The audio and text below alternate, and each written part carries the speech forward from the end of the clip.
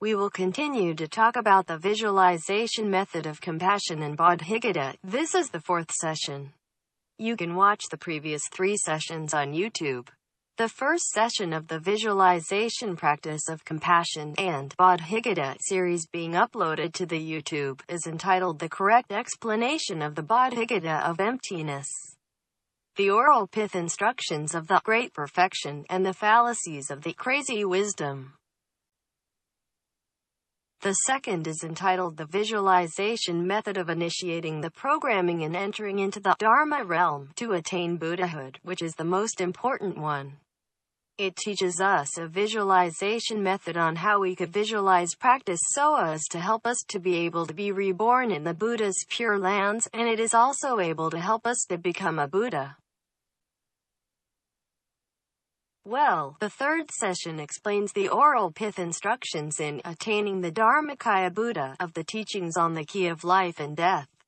As said before, if we attain Buddhahood, in fact, we would simultaneously have the Dharma body, or Dharmakaya, that it means the Dharma nature of our own nature, exists throughout empty space. It has no form, so you cannot see it at all. There is no existence of any substance. Therefore, it is called the Dharmakaya Buddha, or Dharma body of Buddha, which is already the highest accomplishment. And now, this is the fourth session. I will continue to explain the teachings on the key of life and death. And the focus is on the oral pith instructions on how to attain the Sambhogakaya Buddha, and how to incorporate the detailed explanations of the Heart Sutra. So, what is the teaching on the key of life and death? It means that every person would die eventually. Then what would happen after death? Would there be some opportunities that can help us to attain Buddhahood? In fact, would there be something in the Heart Sutra that has already taught us, only that we never understood it in depth? All these will be covered in this session. Let's take a simple way to review the previous session. We mentioned that if you do not have compassion, that is, while we are alive, we do not have any compassion, then actually there is no way for us to be reborn in the Buddha's pure lands. As such, we must learn to practice and cultivate our compassion when we are still alive. Indeed, compassion can be divided into 2 kinds. Mercy is to give others happiness, and pity is to remove people's sufferings. We are born with some compassion. Even after many rebirths in the cycle of karmic existence, or samsara, we still have a bit of it. Compassion is indeed one kind of characteristics of Bodhicitta. Can we retain this characteristic? Yes. Accordingly, our heart of sympathy has become our conscience. Many people would still have some. So, we should take this as our first priority to restore it. In fact, if you fail to restore compassion, then you would be unable to restore Bodhicitta, which also means that you could not restore awareness. As a result, it will be hard for you to be reborn in the Buddha's pure lands. The second priority is that we even have to learn through education to share happiness with others, in order to revive our heart of mercy. So, what would happen if you do not have Bodhicitta? What would be the consequences? You will have no chance of becoming a Buddha, and that also means that you would be unable to be liberated from the cycle of karmic existence, or samsara. Why? It is because Bodhicitta is a kind of crystal clarity of awareness, of a kind of perfect enlightenment. Indeed, it would be rather hard for you to practice it directly, or hoping that it could be re-emerged. So, in our Buddhism, Bodhicitta is split into 2. One is called relative Bodhicitta, and the other is absolute Bodhicitta. Relative Bodhicitta means that we have to make aspiration, and also we have to turn it into actions. Hence, it is divided into aspirational Bodhicitta, or Bodhicitta of aspiration, and action Bodhicitta, or Bodhicitta of action.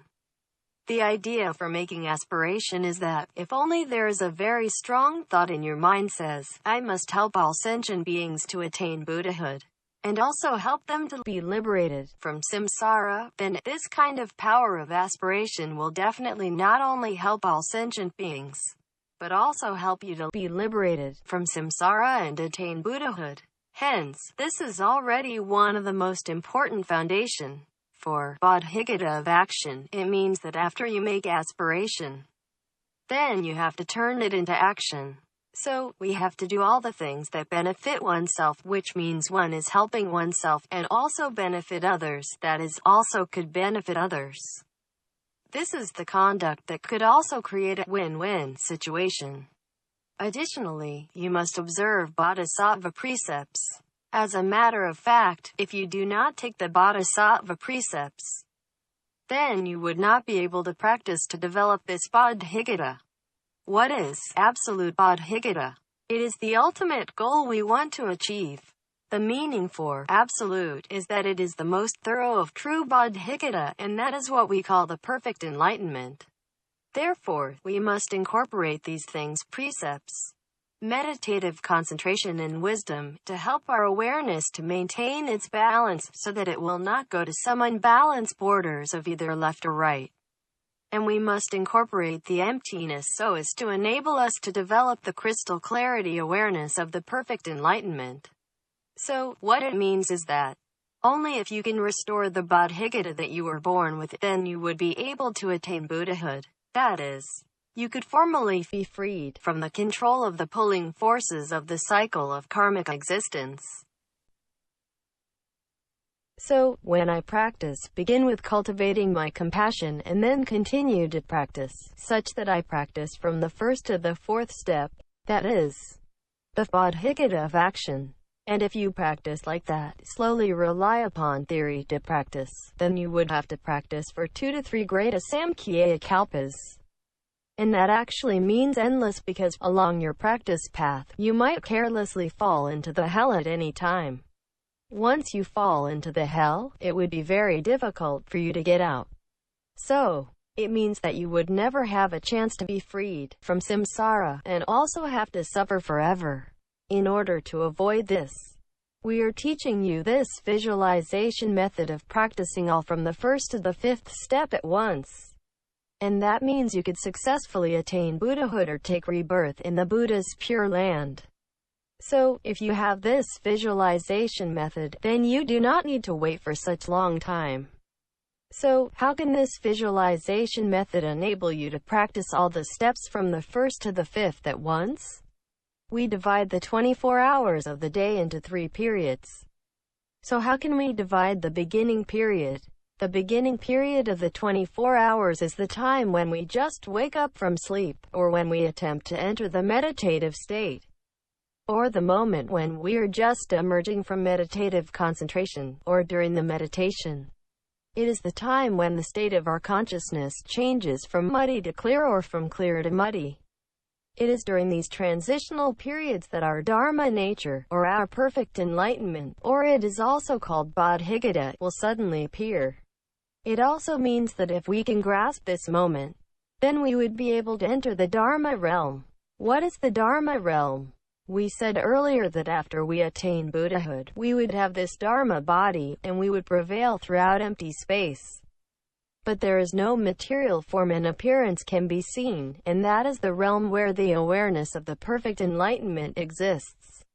And that is called the Dharma realm, which is the realm where the Dharma nature exists. So this is called the Dharma realm. It is an extremely blissful state for those who have entered, or those Dharma practitioners who have ever entered the Dharma realm. They could feel it. For some people who revived after death, even though they had not practiced, but some of them were able to enter into this realm, the Dharma realm. They spoke of their experiences. They said that it is simply no way for you to use any kind of happiness in the world to describe this kind of happiness. Indeed, it is called the bliss of Dharmata, the bliss of the Dharma realm. Then when we enter, how can we stay there and not fall back out? It is because many people have fallen back out, and so they have to continue to take rebirths in the samsara. And the key is whether you have already initiated the programming and entering into the Dharma realm before you enter these transitional periods. If you have already initiated the program, then you could see the manifestation of this bodhicitta and grasp this opportunity. So, how to visualize exactly?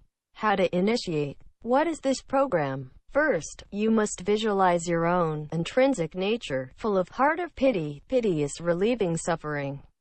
So it means to help people to remove their suffering. Next, you have to integrate with all Buddhas to become oneness, and then melt the sufferings of all sentient beings. Then you must visualize your own intrinsic nature to be further filled with heart of mercy, so that you not only help sentient beings to be freed from sufferings, but also give them some happiness. What you give is the bliss of the Dharma realm, the highest level of happiness, and we call it the bliss of Dharmata. So, you give the highest level of happiness to them, meaning that all those sentient beings could restore the perfect enlightenment and attain Buddhahood. Actually, what it means is that you will integrate with them to become oneness, as both you and they would all be able to attain Buddhahood. The third step is that one of the characteristics of this intrinsic nature is all-pervasive, that it exists everywhere. And this is a kind of awareness, which is the awareness of the perfect enlightenment. If you can initiate these 3 procedures before you have entered the Dharma realm, and if your thoughts are filled with the content of these 3 procedures, then you would certainly be able to gradually help yourself to enter into the Dharma realm, and also would not fall back out. Therefore, this initiation program of entering into the Dharma realm is able to let our Bodhigata, that is our perfect enlightenment, to be able to reveal, to manifest. You can revisit the second session of the visualization practice of compassion and Bodhigata. The visualization method of initiating the program of entering into the Dharma realm to attain Buddhahood in our TV channel on YouTube, for detailed explanations. We also touched on some teachings that is called the Key of Life and Death.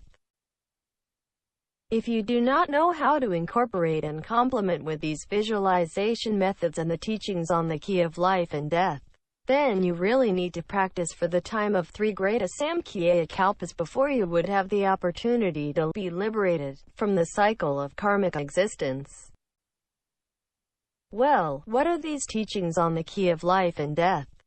Indeed, there are 6 kinds of transitional periods throughout our entire journey.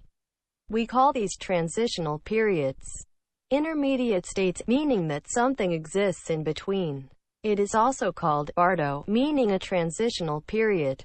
You will notice that 3 out of the 6 bardos are taking place after death. So, one can imagine why Buddha Shakyamuni said that the juncture and fatality of life and death is the greatest difficulty of all sentient beings.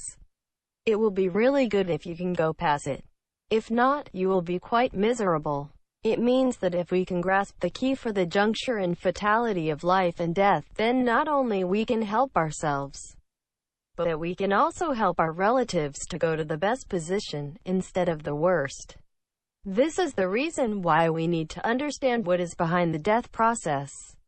It is indeed a very large topic, considering that 3 out of the 6 bardos describes the phenomena appearing after death, so you can imagine how important it is. Our last session explained the stage of the bardo of dying, the period from the time when you stop breathing up until you fall into a coma. It is when the opportunity occurs. The first and second appearance of our Bodhigata, that is our perfect enlightenment. If you notice the appearance of the Bodhigata, which is the perfect enlightenment, but you do not know how to grasp it, you do not even know what it is, and even fear it, then you would immediately lose the opportunity. What it means is that you cannot enter into the Dharma realm. Then, what will happen to you? You cannot restore your perfect enlightenment. As a result, you will fall into coma and wake up after about 3.5 days. Then what would be the stage you enter when you wake up? You would enter a stage that is called the bardo of Dharmata. However, as for those who want to know how to seize the opportunity during the bardo of dying, you should remember to revisit our video lecture, The Visualization Practice Method of Compassion in Bodhigata Series 3. The oral pith instructions in attaining the Dharmakaya Buddha of the teachings on the Key of Life and Death. Today we will explain the bardo of Dharmata. It is the state where we will enter after waking up from the 3.5-day coma. Let's say you have missed the opportunity at the stage of Bardo of dying, then, in fact, if you have practiced or listened to what I have taught and explained in today's lecture, and perhaps you do not listen just once, but, in the future, you watch this video lecture on YouTube for several times, to let you have a good memory of it, then you would notice that at this stage the Bodhigata, that is the perfect enlightenment, will appear for the third time, to enable you to have the opportunity to realize and attain Buddhahood. And it is possible for it to appear even more. So, how to seize the opportunity? And this is what I would like to teach today. However, no matter what, you should remember that the Bardo of dying is a very important stage. If you can seize the opportunity when our Bodhigata appears, then it would be the best as you could attain the Dharmakaya Buddha, or Dharma body of Buddha, which is regarded as the highest level to enter the Dharma realm, and attain Buddhahood. You can watch the video lecture, Profound Studies on the Tibetan Book of the Death, Series 1. The Keys at the Moment of Death and the Essences of Salvation, available on our TV channel on YouTube, together with another video lecture. The Visualization Practice Method of Compassion in Bodhigata Series 3, the Oral Pith Instructions in Attaining the Dharmakaya Buddha, of the Teachings on the Key of Life and Death. By watching these two video lectures together, you would truly have a deeper level of understanding, and make it easier for you to seize the opportunity. How about the Bardo of Dharmata? You can revisit the video lecture, Profound Studies on the Tibetan Book of the Death, Series 2, the Energy Transformation After Death and the Profound Mystery of the Origin of All Things, which explains all the details of the phenomena that will appear during the entire stage of the Bardo of Dharmata. But why would I have to explain it again in this session? This session is the Visualization Method of Compassion in Bodhigata Series 4, Teachings on the Key of Life and Death 2, the Oral Pith Instructions in Attaining the Sambhogakaya Buddha, and the Oral Pith Instructions in Detail Explanation of the Visualization Practice on Heart Sutra. But why we explain the Bardo of Dharmata in this session again? It is because what I explained previously is just its phenomena, while in this session I will teach you how to seize the opportunity of the appearance of the perfect enlightenment, so that we can move towards the direction to help ourselves to attain the Sambhogakaya Buddha. Then, what is the difference between Dharmakaya Buddha and Sambhogakaya Buddha? This has already been explained in the previous session, that is the third session, and you can watch it again. Well, it would be better for us to give you some hints or conclusions about the Bardo of dying, so that you would know what happened even though you have not watched the previous session. That is, when we stop breathing and die, our Dharma nature or Bodhigata will appear for the first time. Then, what are its characteristics? They are the converging of feminine and masculine, and complete darkness. You may wonder why it is complete blackness, so you would be frightened, as you think that you have fallen into hell. But if you know the state that we have explained in the previous session, then you know that this is the best phenomenon. It is the first appearance of our Dharma nature, our Bodhigata.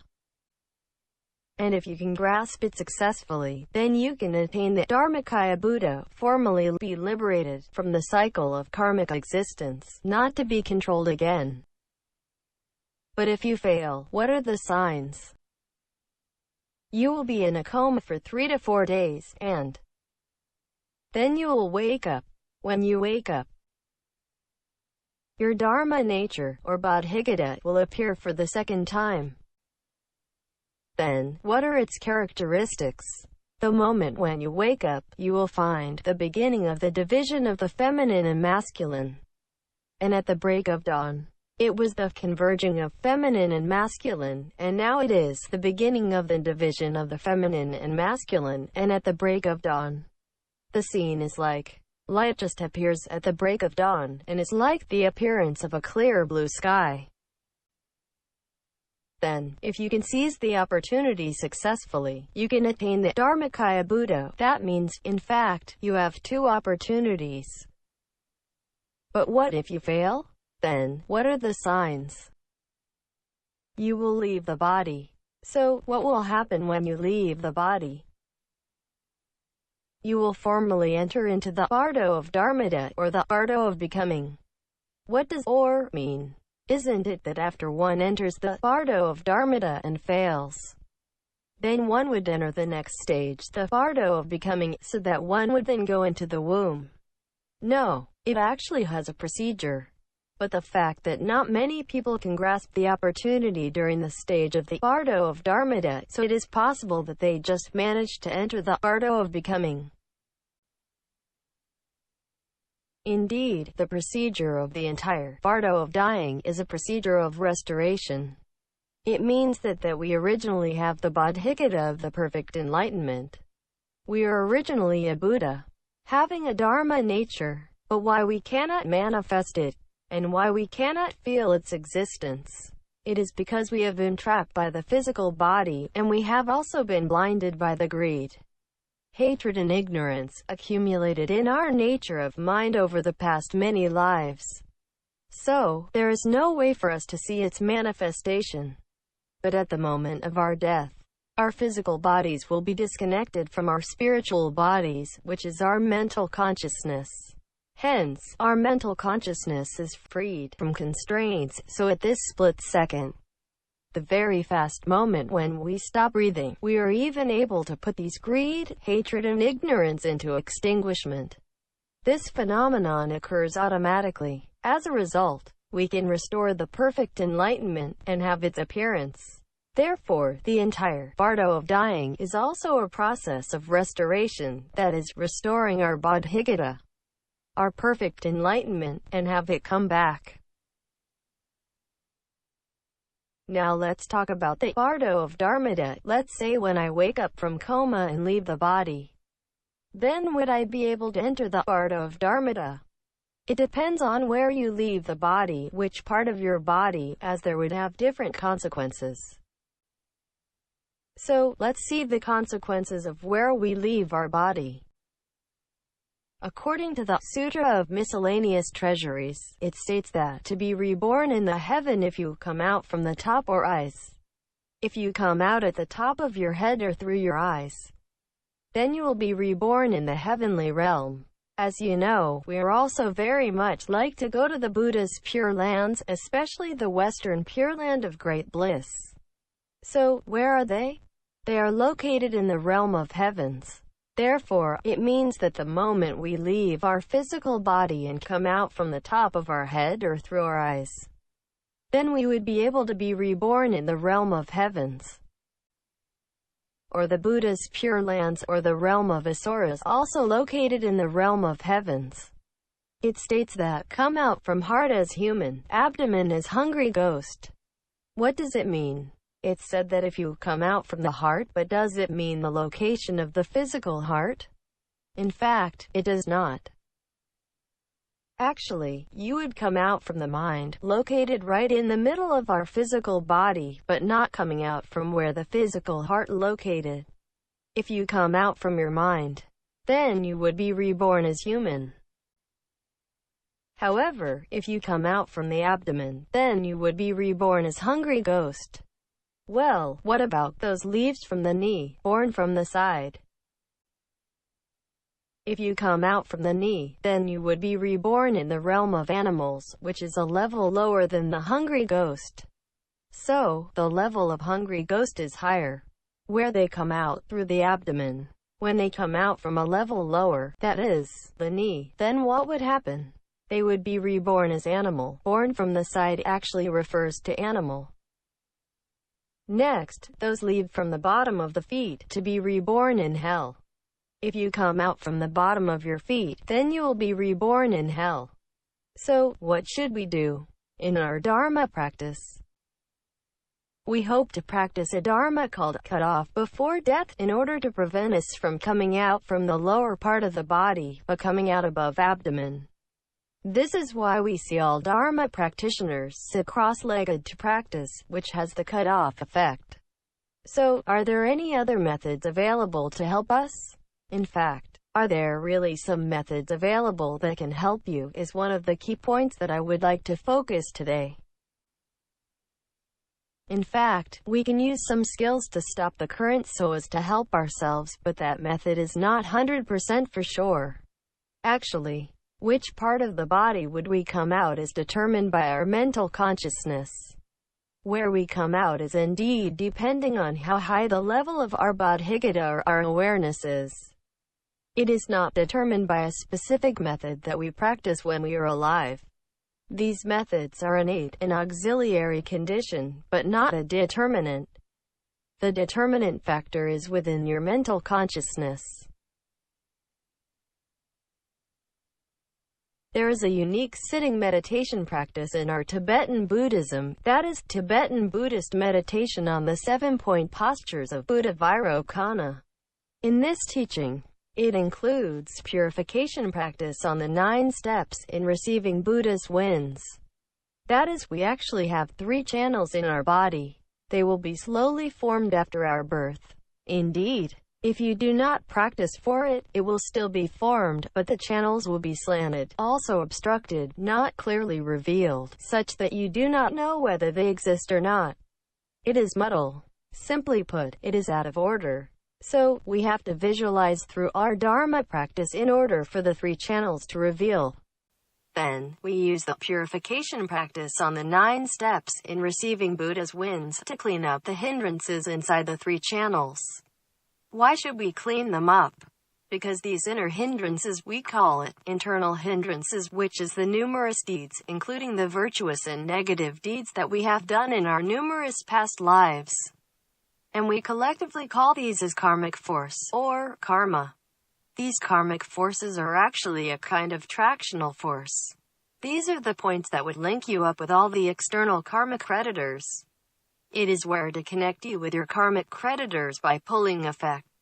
So, if we want to clear these connections, such that the karmic creditors would not harass us that badly, making us come out from the bottom of our feet and go to hell, then, we must clean up the internal hindrances. And by practicing this purification practice on the 9 steps in receiving Buddha's winds, we could clean it up. What are the benefits after the cleanup? After the cleanup, is it guaranteed that you will come out at the top of your head or through your eyes? No, cleaning up is just to make it easier for you to restore the bodhicitta, that is, the perfect enlightenment, so that it enables you to raise the level of awareness of your mental consciousness. Indeed, by enhancing the level of awareness of your mental consciousness, then you can be able to come out at the top. Therefore, mental consciousness still plays the key role, but not the method. Method just serve as an aid. Well, some may say, not like that. I can learn the practice of Phowa. And there was once a Dharma believer had asked me, and he said, I've watched some of your videos. After watching one of the videos that is called the World After Death series, I learned that there are some places in the world of after death that is so horrible. So, could you suggest a few methods to help me to be reborn in better places when I die in the future, such that I would not be that miserable? However, I did not even have time to open my mouth to reply him. He had already given the answer to himself. He said, I've received many empowerments outside. I have already had a Rinpoche as my guru. So, is it better for me to just ask him to teach me the practice of Phowa? Then, what is the practice of Phowa? The practice of Phowa is actually the practice of transference of consciousness. Transference means moving, and consciousness is the mental consciousness.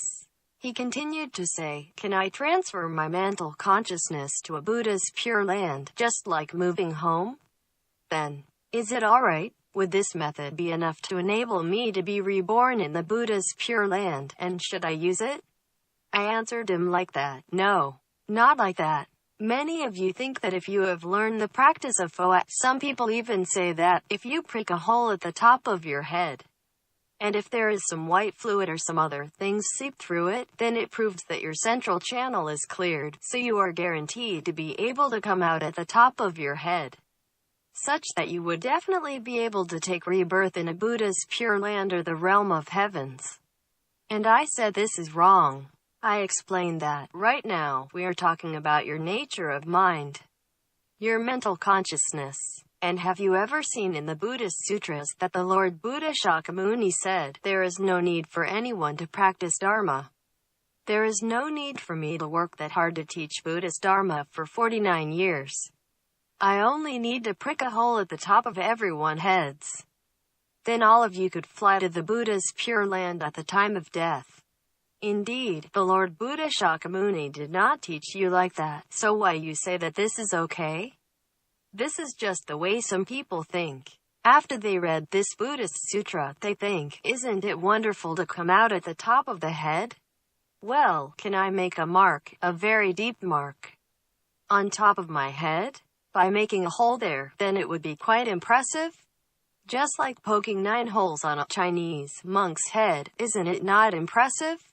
Then, we could look at it every day, so we could remember it, such that we know where to come out at the time of our death. But you do not understand one thing. This is not a physical issue. It is not a question of poking a hole. It is indeed a question of the nature of mind. Whether your mental consciousness is virtuous or negative, whether your mental consciousness has connected with the Buddha's pure land, so that you could be guided and transferred there or not. Then, can you tell me on whether receiving the practice of Phowa could guarantee me to be reborn in the Buddha's pure land? In fact, the success rate still depends on Bodhicitta, that is, the level of your Bodhicitta. So, please do not rely upon the practice of Phowa thinking that it could assure you to be reborn in the Buddha's pure land. In fact, you can look at the practice of Phowa this way. When you do not have any another method, and this is the method that you know, then you could try it, and see whether it works. As a matter of fact, the success rate or failure rate is mainly determined by the nature of your mind. Now, let me explain how important the ratio of our Bodhicitta to our greed, hatred and ignorance would affect us. Let me give you an example. The moment we die, which is the time I explained in the last session, is indeed the moment where the 100% of our Bodhicitta appears. But then, we miss it. As I don't know how to master it, so I have missed this opportunity at the stage of the bardo of dying. Therefore, I fall to the stage of the bardo of Dharmata. But for this stage of the bardo of Dharmata, can I see the scenes that's supposed to appear at this stage? Not exactly. Sometimes, your Bodhicitta may appear too fast, or your Bodhicitta does not even have time to appear, but your greed, hatred and ignorance have already appeared, and therefore, you would fall into the stage of the bardo of becoming, meaning that you start to run through the process of entering into the mother's womb.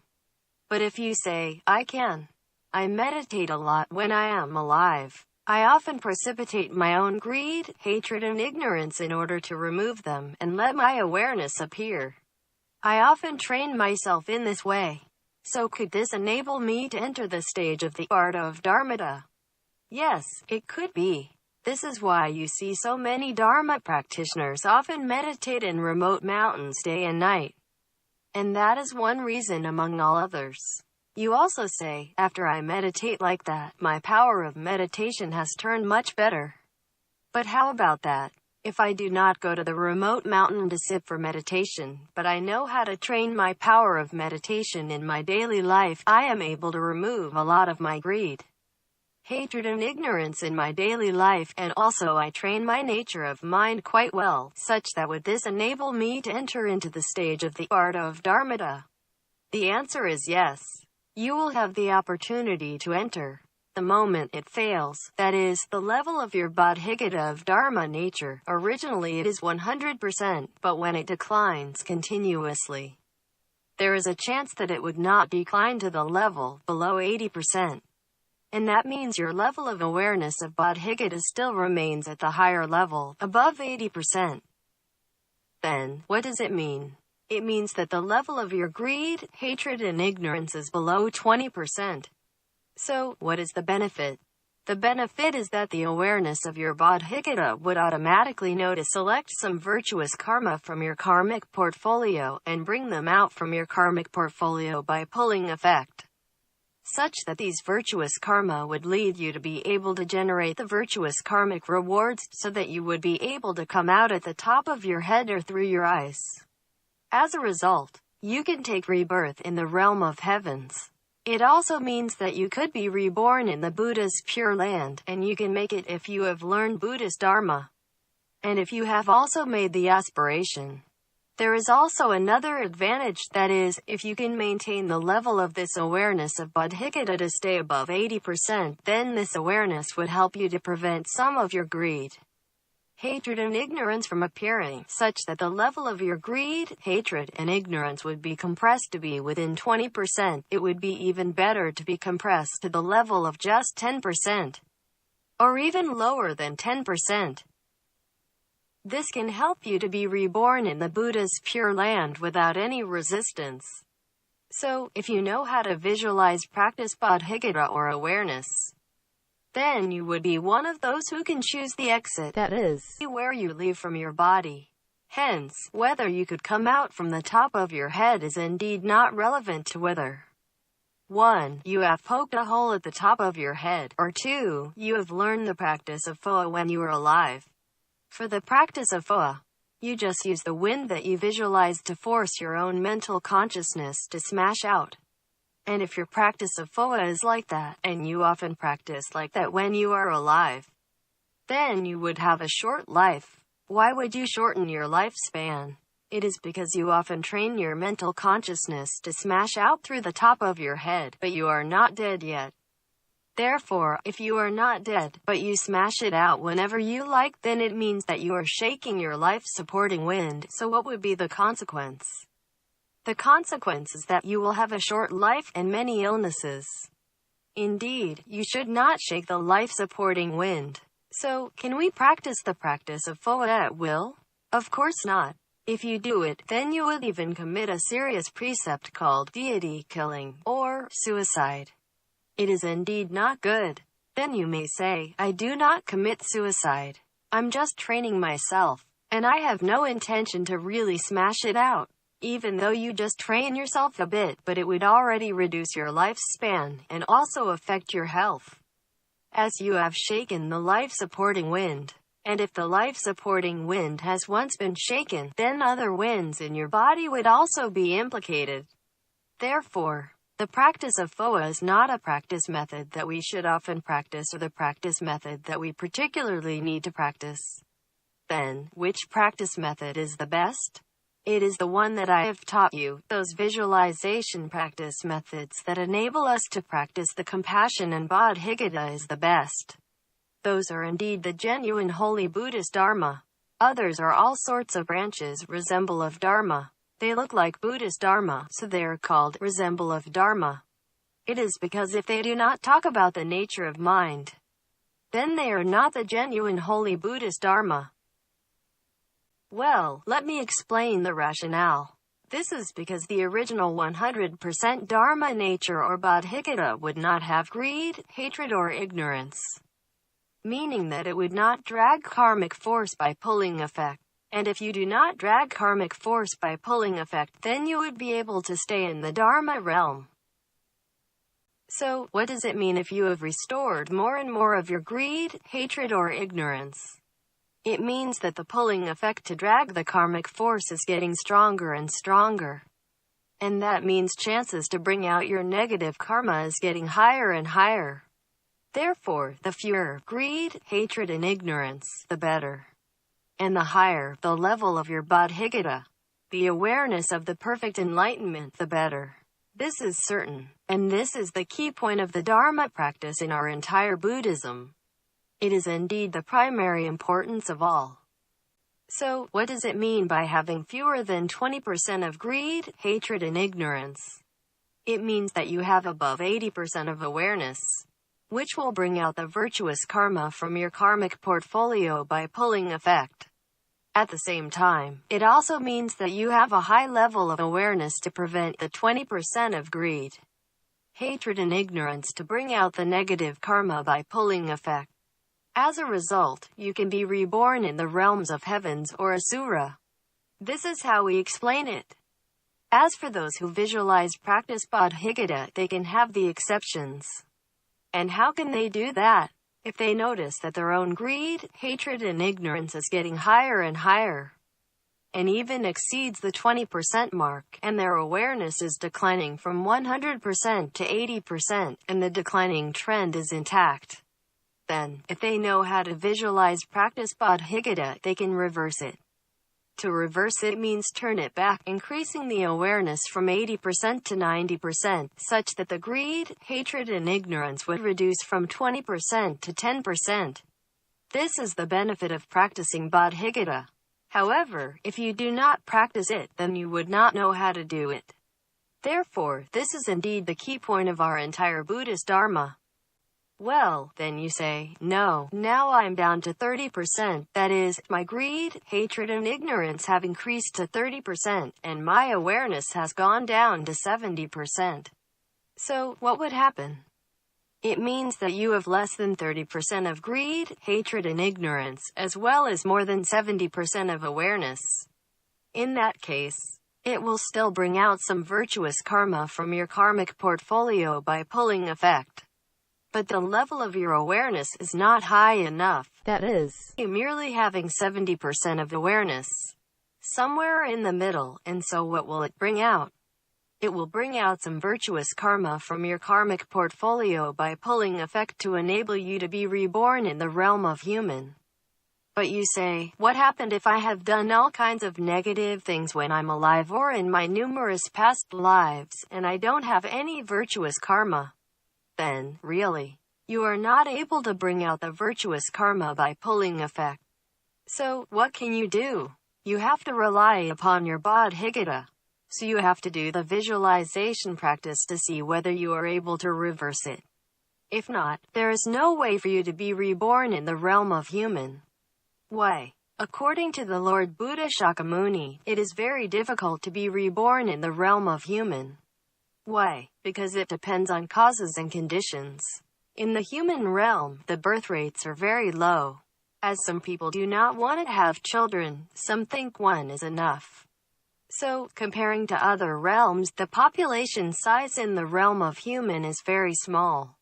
As for other realms, many of them are given birth through metamorphosis, so it just takes a split second to give birth but does not require 10 months pregnancies, and this is what happened in the heavenly realms. As far as for giving births after 10 months pregnancy in the human world are concerned, it also depends on probability. What is the probability? We have to stay in a transitional zone, called the interim zone during the Bardo state, to wait to be reborn as human. Have you heard how the conception takes place? It is when the sperm and the egg combine. There may be hundreds of thousands of sperms, but there is only one or no more than 2 eggs available. So, there will have a fierce competition, as all the sperms would compete to enter. According to the Buddhist sutras, all the sentient beings from the realm of hungry ghosts or the interim zone during the Bardo state would fight for each other to try to enter this mother's womb. So, how could you win the fight? It depends on your virtuous deeds, whether the strength of your virtuous deeds, able to be brought out from your karmic portfolio by pulling effect, is stronger than others. If not, you will not manage to enter a mother's womb. What happens if you fail to enter a mother's womb? You will then continue to wait in the interim zone during the Bardo state. Then, what are the consequences of waiting? It all depends on the causes and conditions. What are they? It means that other than the virtuous deeds from your karmic portfolio, it also depends on the amount of your greed, hatred and ignorance. If you have a high level of greed, hatred and ignorance, you would then slowly enter into the realm of hungry ghosts, as you can't wait. We call it cannot wait, meaning that you cannot wait for a single win. As you fail for each fight, we fail because the level of our greed, hatred and ignorance is higher than others. But the strength of our virtuous deeds are not higher enough to win others. In addition, our visualization practice of the Bodhicitta is also not good enough or higher enough to win others. So, everyone had completed in one, but I have failed. So, we have to continue to wait. But as we wait, our greed, hatred and ignorance will recover even more and more, so we will be dragged into the realm of hungry ghosts. Even though you came out from the mind, but not the abdomen, so you were originally supposed to be reborn as human, but as you can't wait and thus you would be reborn into the realm of hungry ghosts. So, I can tell you, that the chances for common people to be reborn into the realm of hungry ghosts are extremely high. That is why the Lord Buddha Shakyamuni was so anxious to urge people to practice, because it is very difficult to regain the human body. When we die, the chances are quite high for us to enter the realm of hungry ghosts. So, you will be likely to enter into the realm of hungry ghosts, but, indeed, it is where you should not go. Therefore, this is the reason why the Lord Buddha has urged us to practice Dharma. There is just one exception, those who knows how to visualize practice Bodhicitta, as they can reverse the process by revive to uplift the Bodhicitta. Only that could help. This is explained in some of the videos available on our TV channel on YouTube. I will tell you which one to watch later. Well, what happened if I enter the realm of hungry ghosts? If I am supposed to be reborn in the realm of human, but there are still chances for me to fall into the realm of hungry ghosts. So what happened if I enter into the realm of hungry ghosts? For the realm of hungry ghosts, it means that the awareness of your Bodhicitta is only 50% left, but your greed, hatred and ignorance have already been restored to the level of 50%. It is 50 to 50. Half and half chance. That means you have 50% of your awareness to drag the virtuous deeds in your karmic portfolio by pulling effect. However, you don't have to ask me. As you know, this level of awareness is insufficient to prevent greed, hatred and ignorance from being restored continuously. As a result, it is very easy for you to link up with karma from the realm of hungry ghosts by pulling effect, so you would fall into the realm of hungry ghosts.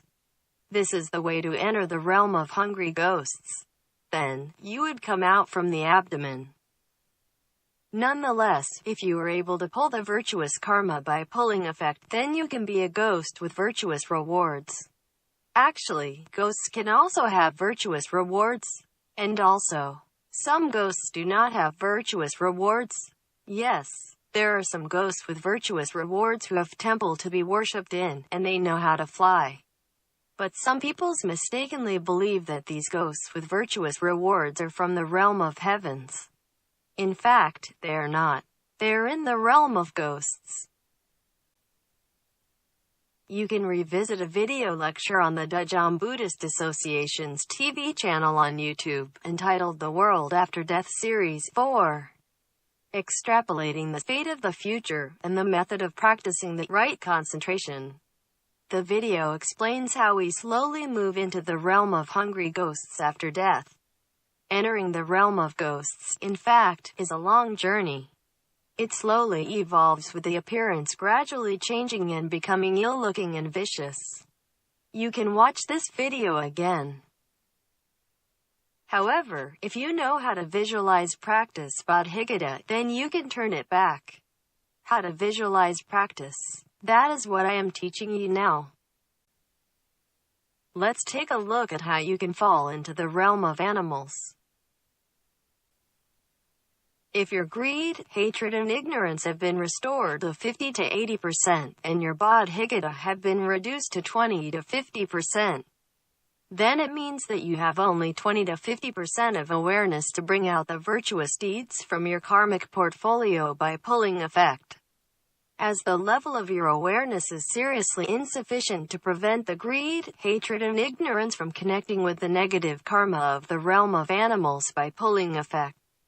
So you would end up taking rebirth as animal. But what would happen if you managed to connect with some virtuous karma by pulling effect?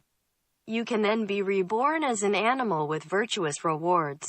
Then, what does it mean to be an animal with virtuous rewards?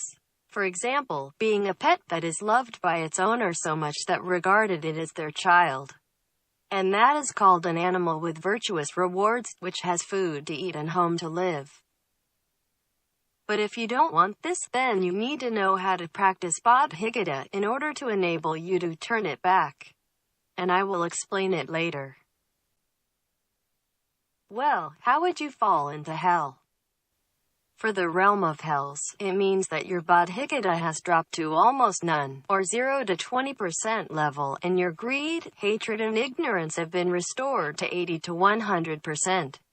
As such, the level of your awareness falls to 0 to 20%, almost none, which is completely insufficient, so it would not be able to stop your greed, hatred and ignorance to restore to the level of 100.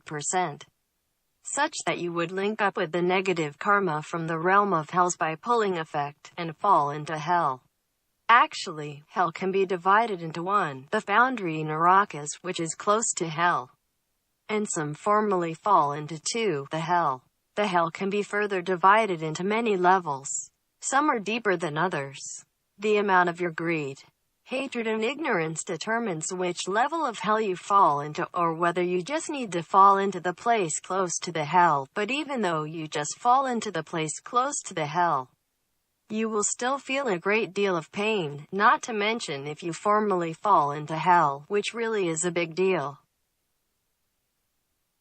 What if you say, how about I am able to link up with some virtuous karma by pulling effect, and mix them together? Then you may still fall into hell, but you could become a jailer.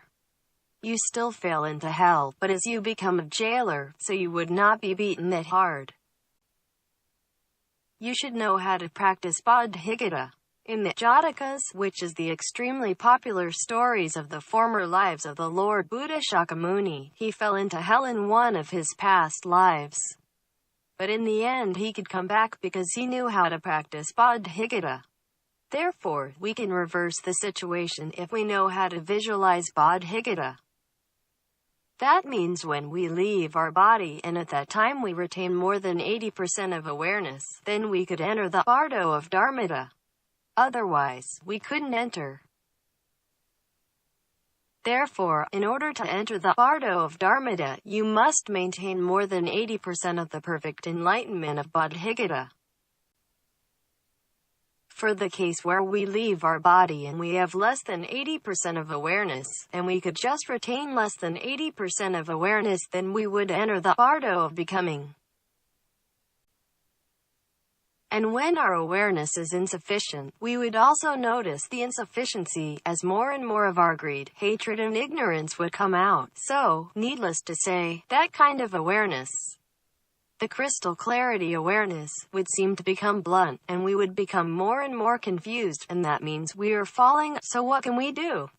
As fast as you can, you should practice the visualization practice for bodhicitta, which is the method that we are teaching you right now. Or you should practice a kind of practice that called the practicing method of lights. Then, you could reverse the process. Indeed, you must find a way to enter the bardo of dharmata, which is really important to you and for all sentient beings. Why is this important? Can you explain why we should find a way to enter? It is because the bardo of dharmata is the time where our dharma nature, or bodhicitta, that is, perfect enlightenment, would appear for the third time. Next, it is the state that is quite close to the state of oneness. That means it is really close to the state of the dharma realm, and also it is very easy to grasp. Why? Because light will appear in this state. As you know, it is difficult to grasp the opportunity during the stage of the bardo of dying, where it is complete darkness. We are afraid of darkness, so we will be scared and thus unable to seize the opportunity. However, there is light appearing during the stage of the bardo of dharmata, which makes it easier for us to grasp. So it could easily facilitate us to do some dharma practice so as to enable us to become a Buddha or to be reborn in a Buddha's pure land. Besides, it is during this period that there exists very little greed, hatred and ignorance. And what does this mean? It means that there is little interference, there's almost no karmic forces that would constantly pull you out, meaning that those karmic creditors would keep trying to drag you to enter the womb and take rebirth in other place. So, little interference is good. In addition, the clear light of Dharmata appears during this period. That is, the light of your perfect enlightenment would manifest. So, when we are alive, we have practiced the visualization practice of Bodhigata or some practicing method of light, then we can incorporate the appearance of the clear light of Dharmata into our practice. Once both works together, then the opportunity would be easier to grasp, and so we would be able to become a Buddha.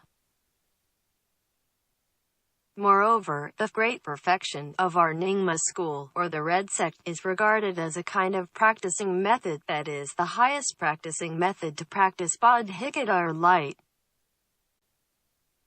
There is also the 100 peaceful and wrathful deities of the Bardo state practice method in the Red Sect, which is regarded as the most perfect and complete practicing method in attaining the Sambhogakaya Buddha.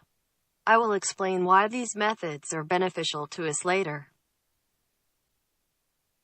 The reason is that the stage of the Bardo of Dharmata can be divided into 4 phases. Let's take a look at what involves in these 4 phases. First of all, light would appear in the stage of the Bardo of Dharmata, and this kind of state would greatly boost our confidence. Second, the Bardo of Dharmata is a stage where our mental consciousness undergoes a process of separation.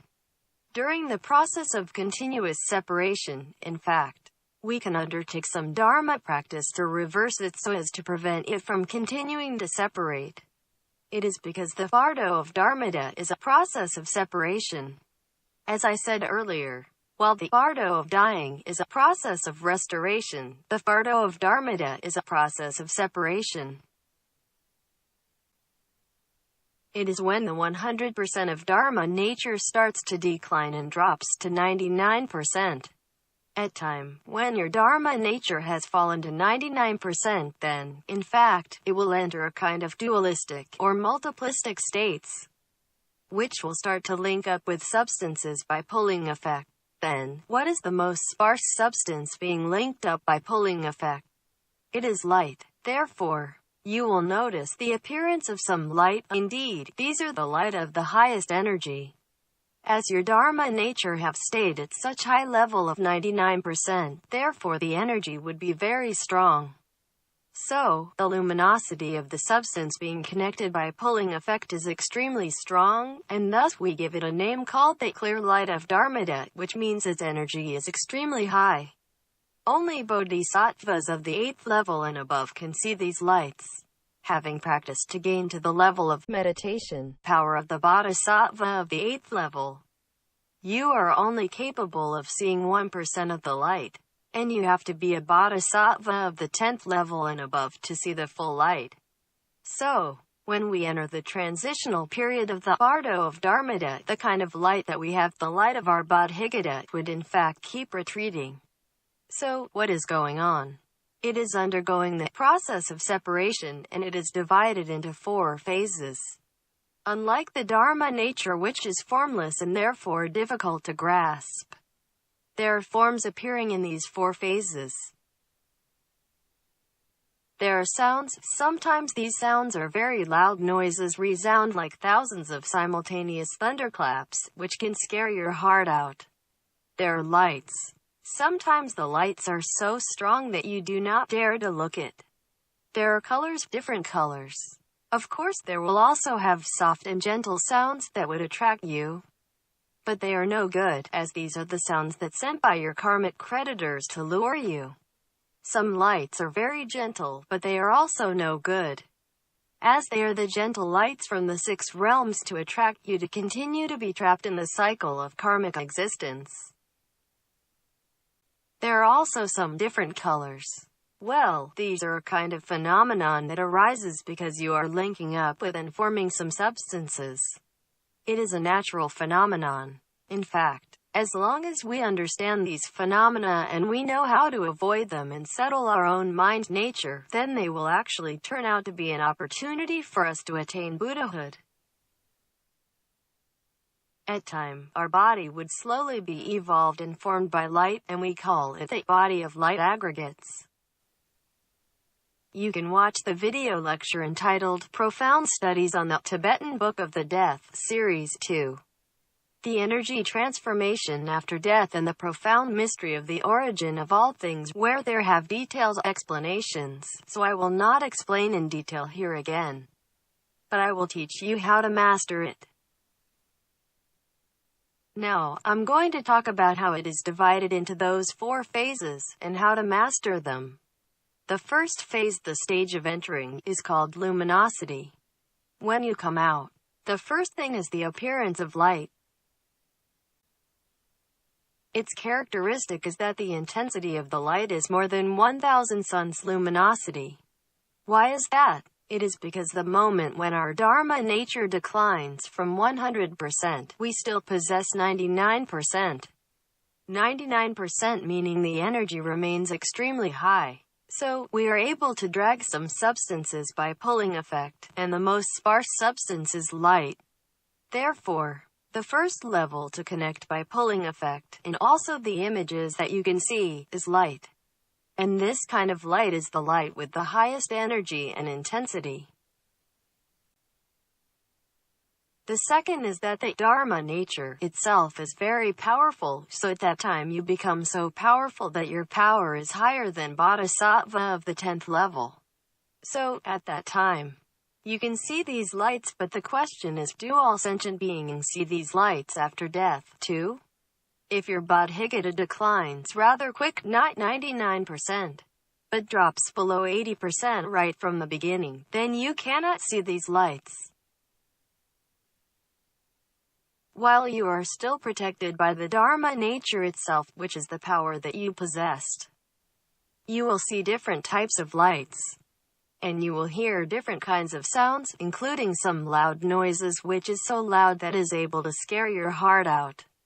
These kinds of lights can be strong, weak, scattered, and some appear in some forms of organized patterns, their forms of appearance probably like those you see on the screen. The sounds could be loud, gentle, scattered, or rhythmic. If during this phase, you are able to recognize and know the appearance of these things, then, what does it mean by recognize and know? That is, you know that this is the energy of your own Dharma nature, your own realizing and knowing of the perfect enlightenment has dragged some substances by pulling effect, and has interacted with some substances, and thus it creates this phenomenon. As a result, you are able to see these lights. But why you hear the sounds? Your hearing at this time is extremely sensitive, as you have 99% of Bodhi awareness, meaning that it is drawn by the above 80% perfect enlightenment by pulling effect. So you have a very high level of sensitivity. Therefore, a few sounds randomly formed by substances, sounds that casually being connected would all turn into incredible loud noises. So, you will feel very noisy, and thus you will be frightened. If you have practiced meditation power, then you would not be afraid. You know that these are the normal phenomena, which just shows you that you are dragging some substances by pulling effect, so you are not afraid. In fact, how about if you practice the method of visualization practice of Bodhigata right away? In this way, you are indeed initiating the programming and entering into the Dharma realm, and that is the programming that I have taught you previously. Therefore, you must initiate it immediately. In fact, as soon as you have seen the lights, you must immediately initiate the programming. As you know that you have entered such kind of state, then you should instantly initiate the programming, and incorporate with the practice of emptiness and some oral pith instructions, which will teach you in a moment. In fact, you should incorporate with all these practices of emptiness and the oral pith instructions, so as to enable you to attain the Sambhogakaya Buddha. I have explained the Sambhogakaya Buddha, or enjoyment body of Buddha, in the previous session. The Dharmakaya Buddha, or Dharma body of Buddha, is formless.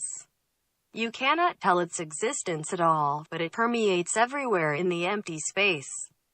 It is a kind of capability of realizing and knowing.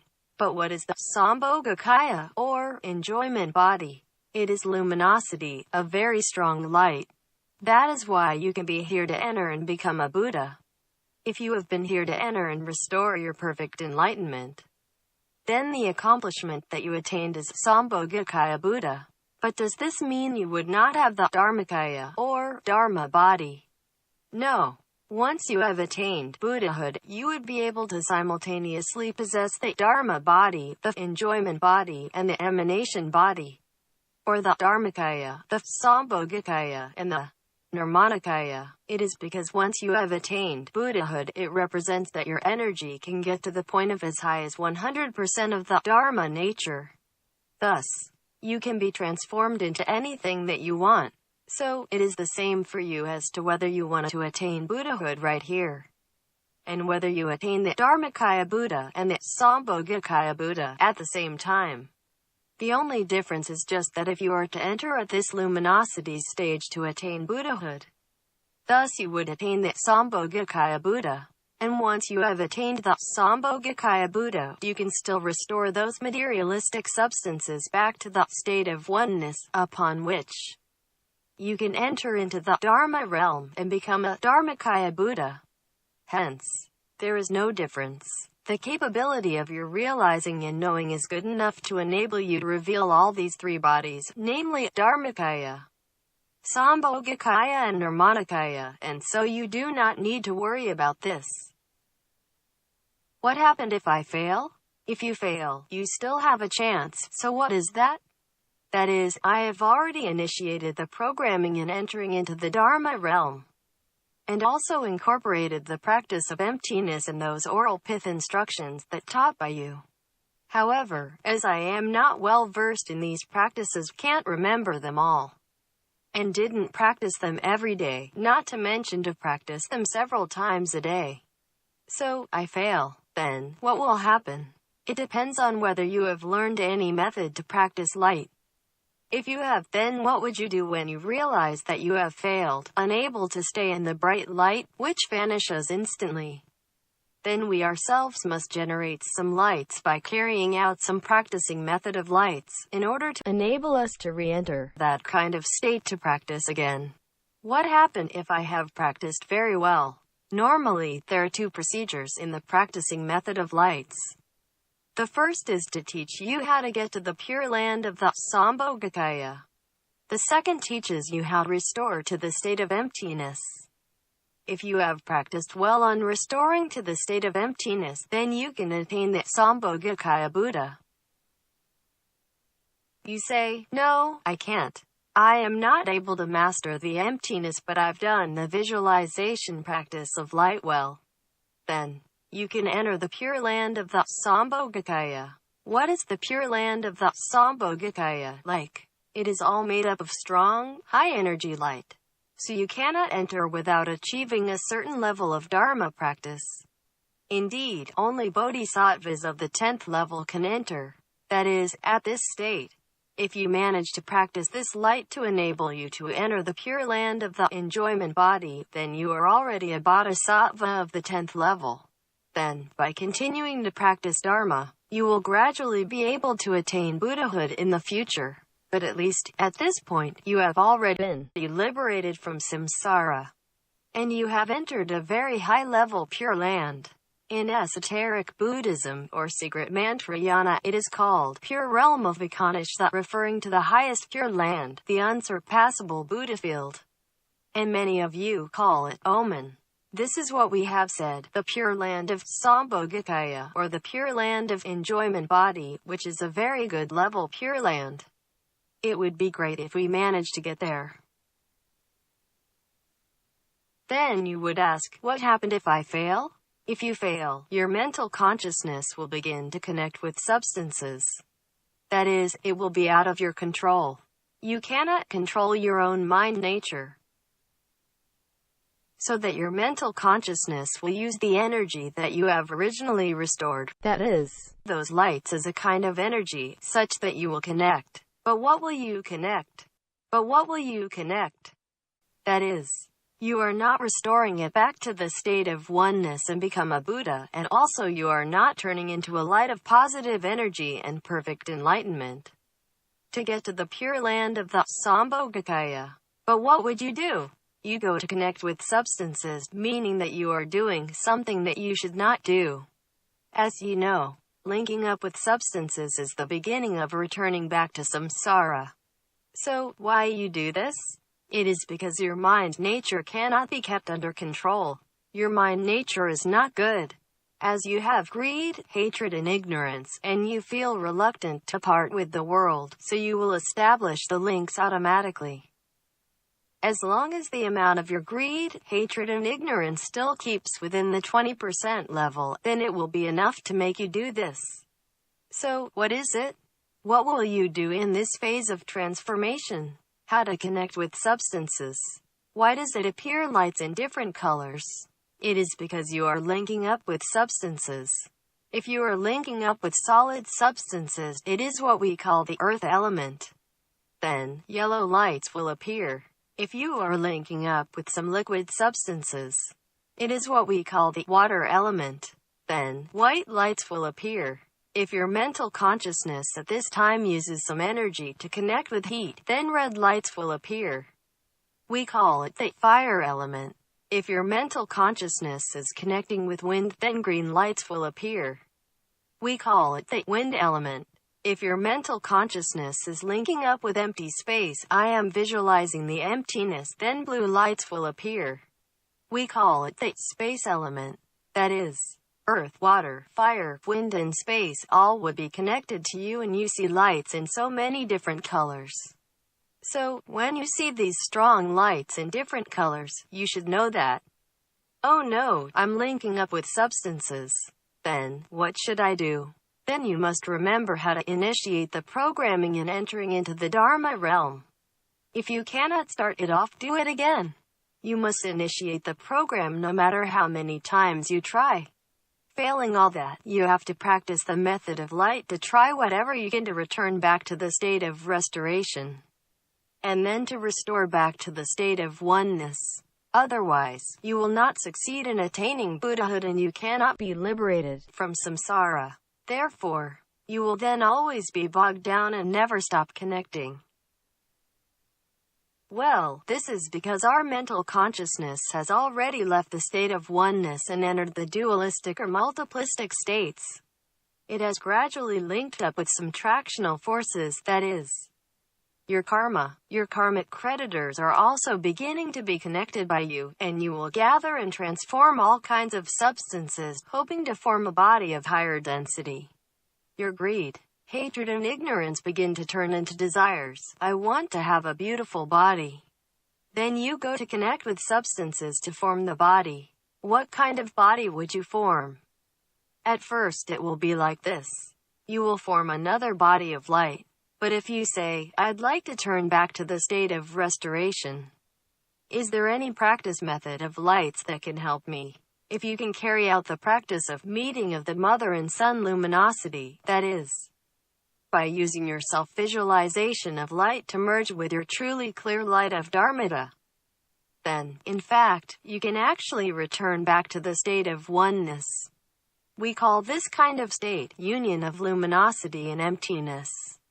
It means that the emptiness and the light are in fact unitary. You should return back to the oneness. Do not turn it to a dualistic state. That is, you recognize and know that the light and emptiness are the same thing, so that you can restore it. Therefore, in fact, you can become a Buddha through the practice of meeting of the mother and son luminosity. But you may say, I have never learned these methods and do not know the details. I only know the term that you tell me now, but at least you know the visualization method of Bodhigata. I have taught you steps 1 to 5, so you really have to try to practice more. Okay. Then you say, I can't. I've failed again, and it continues to connect. So, what will be the consequences? Then you will have a body of light aggregates, which is formed by light. Why is it called the body of light aggregates? Because it is composed of 5 aggregates. What are they? Aggregate means stored. The 5 aggregates are form as substances, sensation as feelings, perception as thoughts, mental formation as actions, and consciousness as consciousness. Form, sensation, perception, mental formation, and consciousness. These 5 states of the mental consciousness will appear. The 5 states of the mental consciousness are very naughty. They have attachment, and have greed, hatred, and ignorance. Aggregate means stored. This kind of mental consciousness will help our attached mental consciousness to store some dualistic or multiplistic seeds, putting them into our mental consciousness. So, we will fall into the tidal sea of sorrow in samsara. At the time of its initial formation, it is not that bad. In the beginning, it is called the body of light aggregates. Some people say, I practiced other methods with other religions, or some other religions also have it. They also appear the body of light aggregates. Of course, it does. Everyone has it. That is a natural phenomenon regardless of what religion you are practicing. Certainly, it will occur. He says, that cannot be right. You say the Sambhogakaya is very powerful. Only when one becomes a Buddha, one would have it. It is light too. The body of light aggregates is also light. So, if I see my lineage master, how do I know if he is a Sambhogakaya or a body of light aggregates? How to differentiate? I will now teach you how. What is the difference between the body of light aggregates and the Sambhogakaya? They are both a body of light, but there are at least 3 elements to differentiate. First of all, the 5 aggregates. The body of light aggregates contains the 5 aggregates, so it has form, sensation, perception, mental formation, and consciousness. While the Sambhogakaya does not have the 5 aggregates, it only has one thing. It only has the state of oneness. It only has the perfect enlightenment. Its awareness is oneness, but you will see it has some lights. Light means substance, but it is some high energy, so it does not have the 5 aggregates. Therefore, this kind of light is different. Also, what kind of light is it? The energy and luminosity of the light of the body of light aggregates is determined by the level of your Dharma nature or Bodhicitta at that time. The luminosity can be divided into visible light and non-visible light. We humans can only see light in the visible light range. The range of non-visible light is indeed invisible to us. But you can actually see those light, so this must be visible light. Visible light means that you have the 5 aggregates, that is, you must be the body of light aggregates, not the Sambhogakaya. It is certainly not a Sambhogakaya, because the Bodhisattva of the 8th level can merely see 1% of the light of a Sambhogakaya. So, as you are not yet a Bodhisattva of the 10th level, how can you see a Sambhogakaya? Indeed, the Sambhogakaya is a high-energy light, which belongs to the invisible light.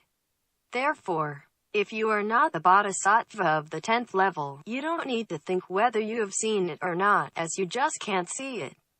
Thirdly, the awareness. That is, the awareness of the body of light aggregates is not 100%, but the awareness of the Sambhogakaya body is the awareness of 100% perfect enlightenment.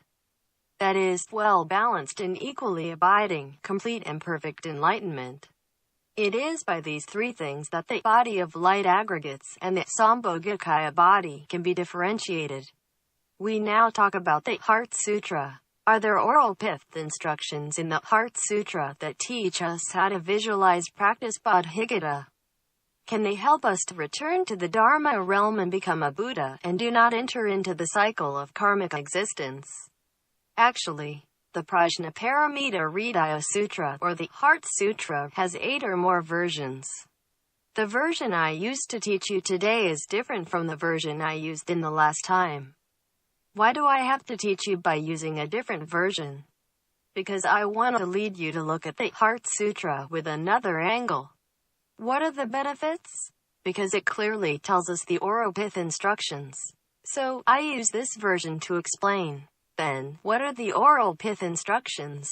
Let's take a look now. It states that, at that time, the noble Avalokiteshvara Bodhisattva Mahasattva said to Shariputra, who had lifespan limit. It means the noble Avalokiteshvara Bodhisattva, at the time, is the Avalokiteshvara Bodhisattva. Then, Avalokiteshvara Bodhisattva said this to Shariputra, who was one of the top 10 disciples of the Lord Buddha Shakyamuni. He was very capable. Lifespan limit means that he had the limit of life, where he still had the time to end. That is, at that time, he still had the physical body. Avalokiteshvara Bodhisattva said this to Shariputra. Shariputra, as men and women of good nature, Avalokiteshvara said, if there are some virtuous believers, whether men or women, while practicing the deep practice of Prajnaparamita, when they are practicing the very profound wisdom, Prajna means wisdom, Paramita means reaching to the other shore. When they want to practice Dharma with some very high level of wisdom so as to enable them to reach to the other shore. What does it mean by the other shore? It means the Dharma realm. The other shore means the Dharma realm. The Dharma realm is a state of oneness, the state one can enter after attaining Buddhahood. It is a state where the perfect enlightenment exists. If you want to enter the Dharma realm, that is, if you want to do some Dharma practice with very high level of wisdom so as to enable you to become a Buddha and enter the Dharma realm. This sentence is explained in this way. Should visualize the nature of the five aggregates as emptiness. What is the Chinese translation version we most often see for this sentence in the Heart Sutra? It is illuminate and perceive the five aggregates and seeing that they are all empty. But now Avalokiteshvara said, should visualize the nature of the five aggregates as emptiness. That is, if you want to do this Dharma practice with such a very high level of wisdom, then how should we do for this Dharma practice? Avalokiteshvara said, should visualize. You should visualize the five aggregates, which is what I just said, that the nature of form, sensation, perception, mental formation and consciousness are emptiness. Its nature is emptiness. This is a very important sentence. I am now explaining this sentence. Well, what does it talk about exactly? It talks about the first stage of the Bardo of Dharmata. When light appears, it will drag the five aggregates by pulling effect, but you should definitely not to drag the five aggregates by pulling effect. What it means is that, if we want to enter the Dharma realm, we should recognize and know its nature, that is, the nature of the five aggregates are emptiness. So, we should visualize it as emptiness. If you do not visualize it as emptiness, then you cannot enter and reach to the other shore, that is, you cannot enter the Dharma realm. And you cannot attain Buddhahood. So, why the five aggregates appear? The five aggregates are a phenomenon that would appear in the first stage when you enter the Bardo of Dharmata. That is to say, it is the time when you are dragging substances by pulling effect. Therefore, it means that you should not drag any substances by pulling effect, but to visualize the nature of the five aggregates are emptiness. Then you will be able to restore. This is what it means. That is to say, this sentence tells us that you are at the state of oneness without the five aggregates, but you begin to form the five aggregates, that is, the body of light aggregates, which is the dualistic or multiplistic states. So, at that time, you should start visualizing its nature as emptiness, that is, you should visualize emptiness. Otherwise, you will not be able to attain Buddhahood. And this is the Oropith instruction that Avalokiteshvara Bodhisattva said to Shariputra. Then you say, I can't see it. I can't see any light appearing. If I can't see it, then does it mean that there is really no light at all? Of course not. It is still dragging substances by pulling effect. You cannot see it, and it is only you can't see it. It does not mean it is not dragging substances by pulling effect. It is dragging by pulling effect automatically. you cannot see it because you don't reach this level, which means the level of the restoration of your bodhicitta is not enough. So, you cannot see it. But it does not mean that it is not dragging by pulling effect. Therefore, this should visualize the nature of the 5 aggregates as emptiness, is an oral pith instruction. Then, what is the next sentence? Shariputa, form does not differ from emptiness. Emptiness does not differ from form. Avalokiteshvara said, Shariputa, do you know that substance is in fact emptiness? And emptiness is actually substance. That is why form does not differ from emptiness. The characteristic and the nature of both are the same. There is no difference. Therefore, form does not differ from emptiness. Emptiness does not differ from form. Form itself is emptiness. Emptiness itself is form. Substance itself is emptiness. Emptiness itself is form. So how to explain? Indeed, I am now telling you an oral pith instruction. The oral pith instruction is that you can actually make use of everything comes from the mind for the mutual conversion. Do you know that? Both substance and emptiness can be mutually converted. The nature of them is the same. At time, when you know how to restore, you can use some Dharma practice. Use everything comes from the mind. And when we use our mind to visualize some Dharma practice, then we can restore it. Both of them can be interchanged. I am explaining that they can be interchanged and can be mutually converted to each other. So, whether you are going to restore or continue to separate, it really depends on whether you know this thing in your Dharma practice. This, in fact, is teaching you how to understand the state of oneness, and how to use these oral pith instructions to practice some Dharma methods. So, what does should visualize the nature of the 5 aggregates as emptiness mean? This, indeed, is an oral pith instruction. Avalokiteshvara is teaching you to visualize it as emptiness. Why? Because you are agglomerating substances. But why is that? You originally have no substance. You are in the state of oneness and do not have any substances. But when you enter the clear light of Dharmata, you use the energy of your own kind of emptiness, and you use that energy to drag substances by pulling effect, and therefore you have substances. As such, emptiness itself is form. Initially, it is emptiness, until you go to drag substances by pulling effect, and thus you have it. But when you restore it, then you do not have it. That is substance. As such, emptiness itself is form. Therefore, do you want to restore it? Restore those substances, then you can re-enter emptiness. And this is the explanation. The same is true with sensation, perception, mental formation and consciousness. We have just explained the 5 aggregates. What are they? They are form, sensation, perception, mental formation and consciousness. Avalokiteshvara has already taught us one of the oral pith instructions that substance, form, that is, form is substance, and substance is emptiness. So, form does not differ from emptiness, emptiness does not differ from form. Form itself is emptiness, emptiness itself is form. That is, both of them can be mutually converted. So, you should not continue to separate but to restore it. You use the method of everything comes from the mind to visualize practice its nature is emptiness, then you can restore it. Avalokiteshvara is telling you this oral pith instruction. Avalokiteshvara said that it turns out that the 5 aggregates, sensation, your feelings, perception, your thoughts, mental formation, your behaviors, and consciousness, your consciousness, can all be restored in this way. It is all the same. This is what it means. Hence, Avalokiteshvara states, Shariputra, all dharmas are form of emptiness. Avalokiteshvara said that all these dharmas, its form of appearance of emptiness, its form of emptiness. But what does it mean? Actually, because of this, some people often say, Guru Master, why do you teach me to visualize emptiness? I don't know how to visualize the form of emptiness.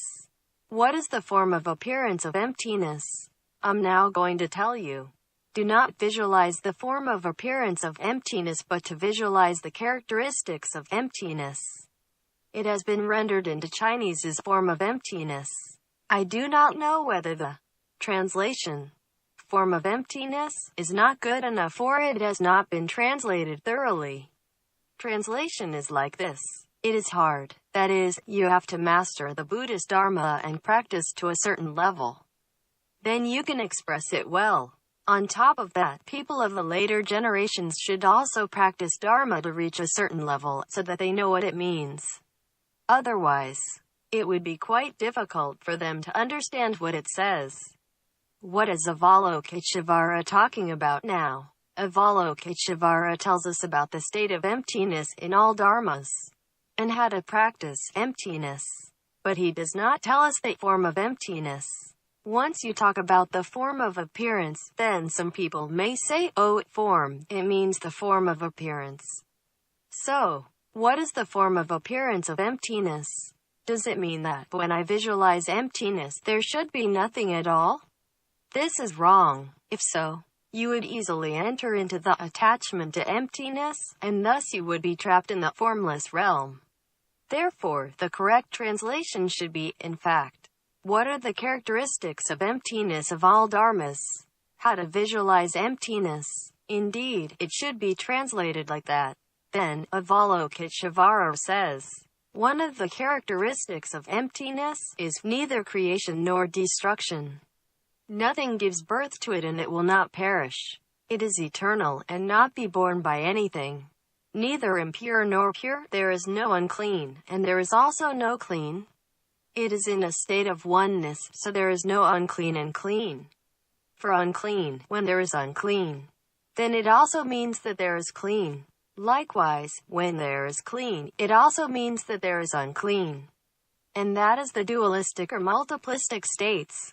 Nonetheless, it has already been explained clearly that the Dharma nature of the Dharma realm is the realizing and knowing of the state of oneness, so there is no dualistic.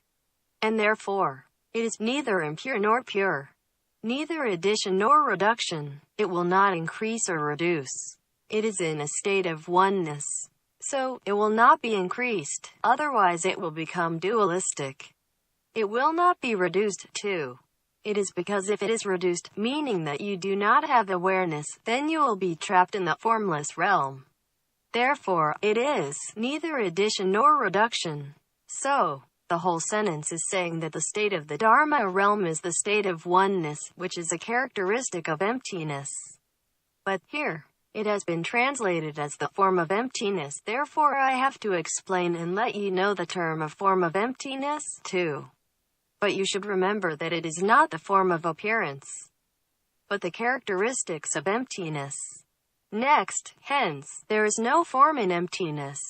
Avalokiteshvara says that there are no substances in emptiness, nor sensation, perception, mental formation and consciousness. That is, there is no feelings, no thoughts, no behavioral actions and no consciousness. Why? Because of all these substances, feelings, thoughts, behavioral actions and consciousness belong to the things of the dualistic or multiplistic states. Now, we are saying that you are going to restore to the state of oneness in order for you to enter the Dharma realm.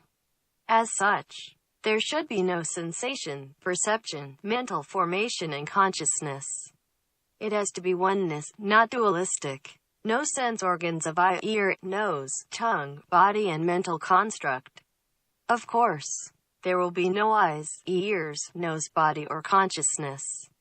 All of these belong to the dualistic or multiplistic states, which only exist in the three realms. As you are entering into the Dharma realm now, so you definitively shouldn't have them.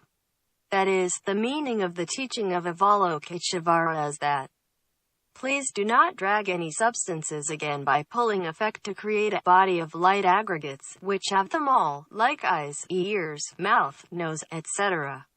If you drag, then you would definitely fail, as you would never be able to return to the Dharma realm. This is how Avalokiteshvara explains. No sensations of form, sound, odor, taste, tactile sensation, and phenomena. You should not think more like, can I see some colors? Can I hear some sounds? Can I smell something? Can I try to taste or touch something? None of these. Actually, this sentence also explains the characteristics of the state of oneness of emptiness, the characteristics of emptiness. Avalokiteshvara is explaining that if you want to enter the Dharma realm and attain Buddhahood, and if you want to return to the state of oneness, then please remember, you should never have any of these things. As long as you have any, you must restore them.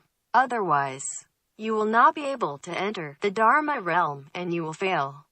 Indeed, Avalokiteshvara is saying these to explain one of the state of the Dharma realm. And of course he is also teaching you how to practice a method on how to stay in the Dharma realm. That is, you should let go of all these things. No elements of I element, up to and including no element of mind consciousness. Of course, you are in the state of oneness. You use your capability of realizing and knowing to realize and to know something, but not using your eyes to look at something. Therefore, there is no I element.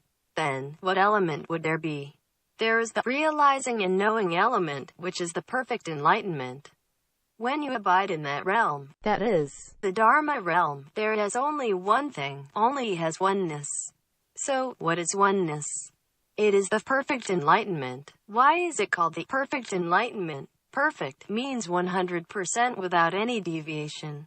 Perfect enlightenment is that kind of realizing and knowing, forever existed in the state of oneness, without any deviation and without any attachment. And thus it is called the realizing and knowing element. No mind consciousness element. Consciousness implies a kind of state of consciousness that is the dualistic or multiplistic states, containing attachment, as well as greed, hatred and ignorance. Certainly, there is no state of mental consciousness.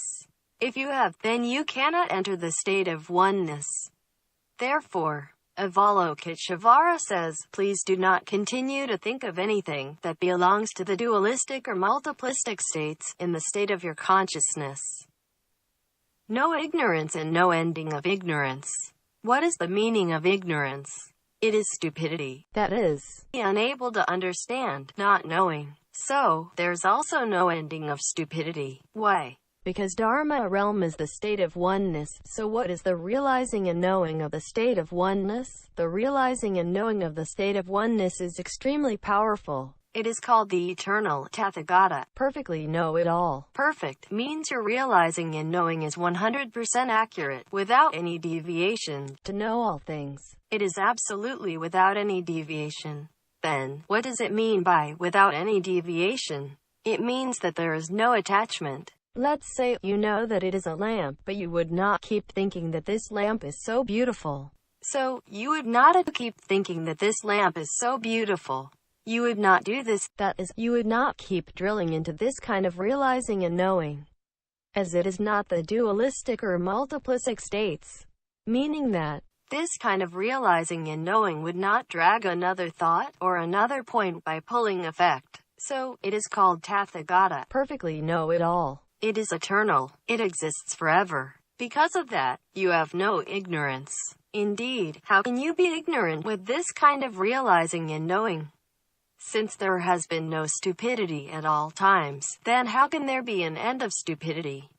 That is, you do not say, the stupidity is gone, as we are originally possessing this kind of awareness to realize and to know everything, so basically we would not say, there is no ignorance.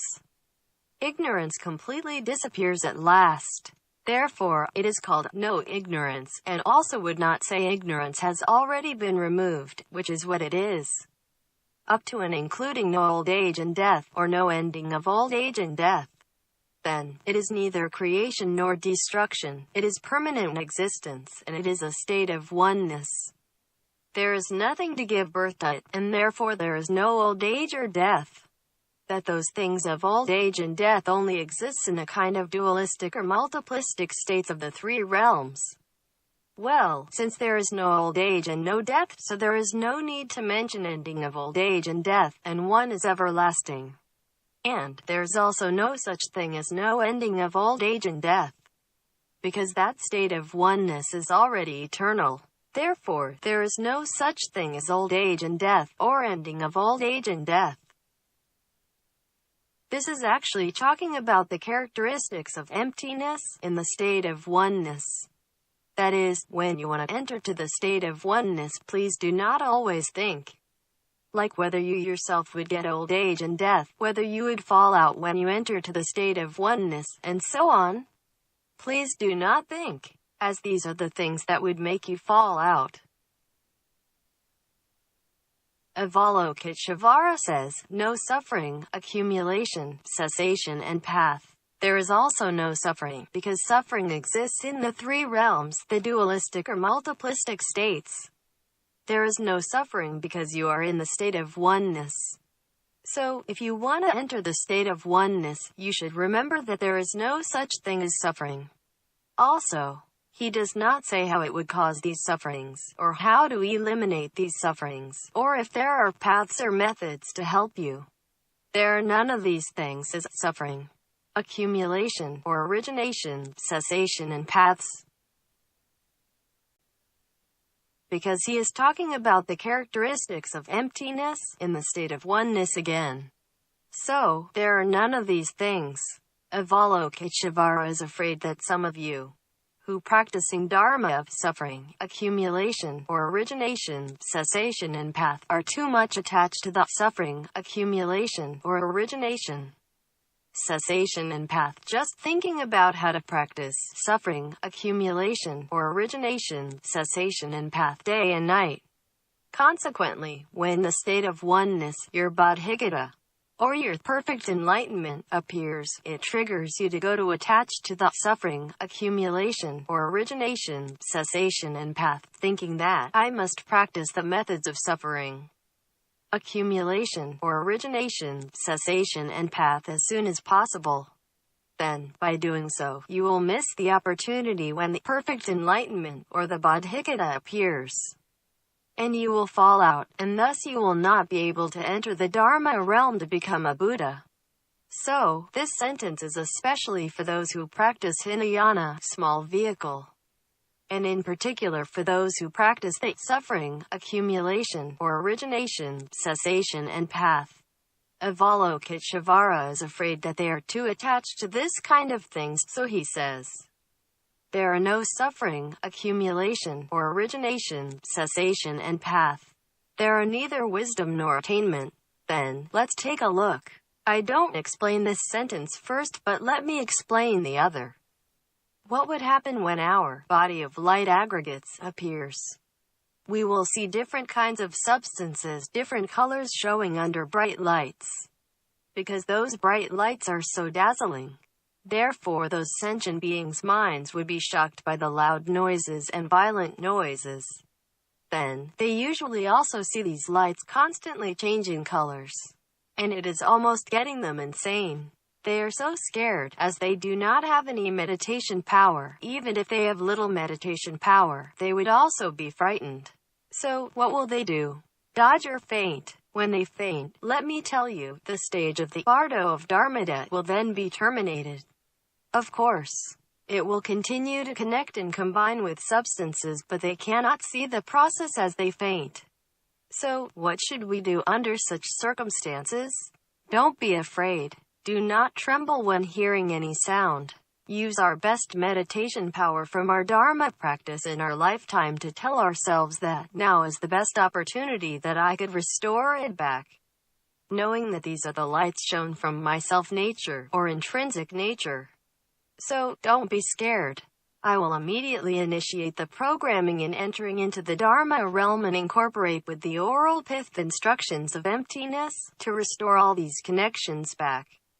In order to enable me to enter into the state of the characteristics of emptiness. Or, you could practice some practicing methods of light, and thus you can restore it back.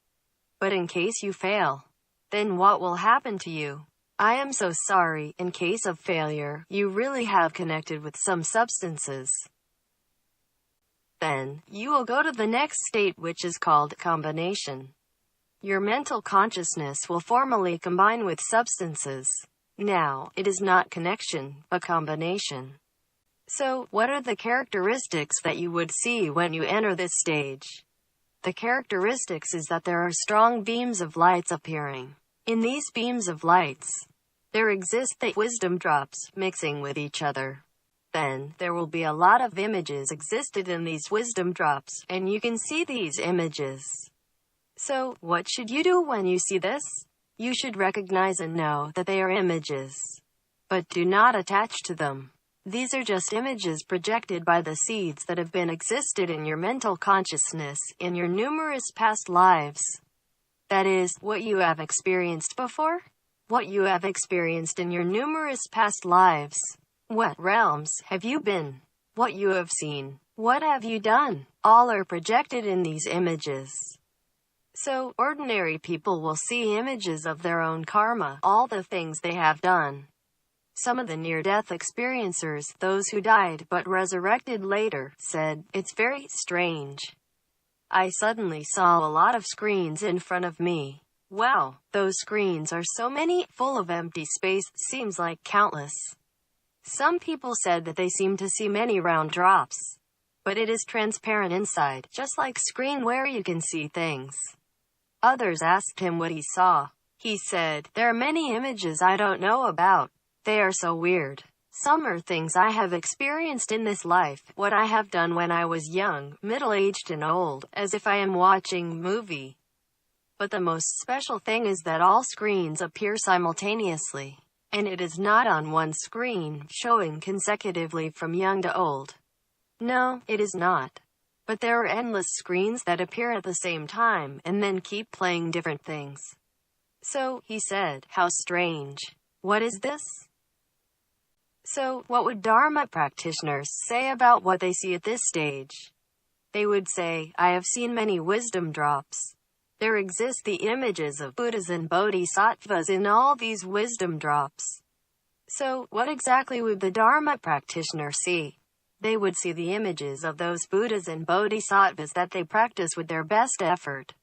Why? That's because those things that being stored in our mental consciousness would appear. Then, you may say that those stored in the mental consciousness would appear. So, does it mean that if the Dharma practitioners often visualize the images of some Buddhas and Bodhisattvas, then they would have established the connections with the magnetic fields of all Buddhas and Bodhisattvas? And that is why their mental consciousness would project these images.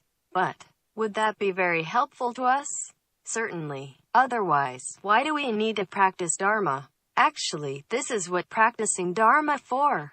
Alright, that is to say, when this kind of energy from this kind of bodhicitta of our Dharma nature goes to connect with some substances and try to combine with substances, then it would think about that.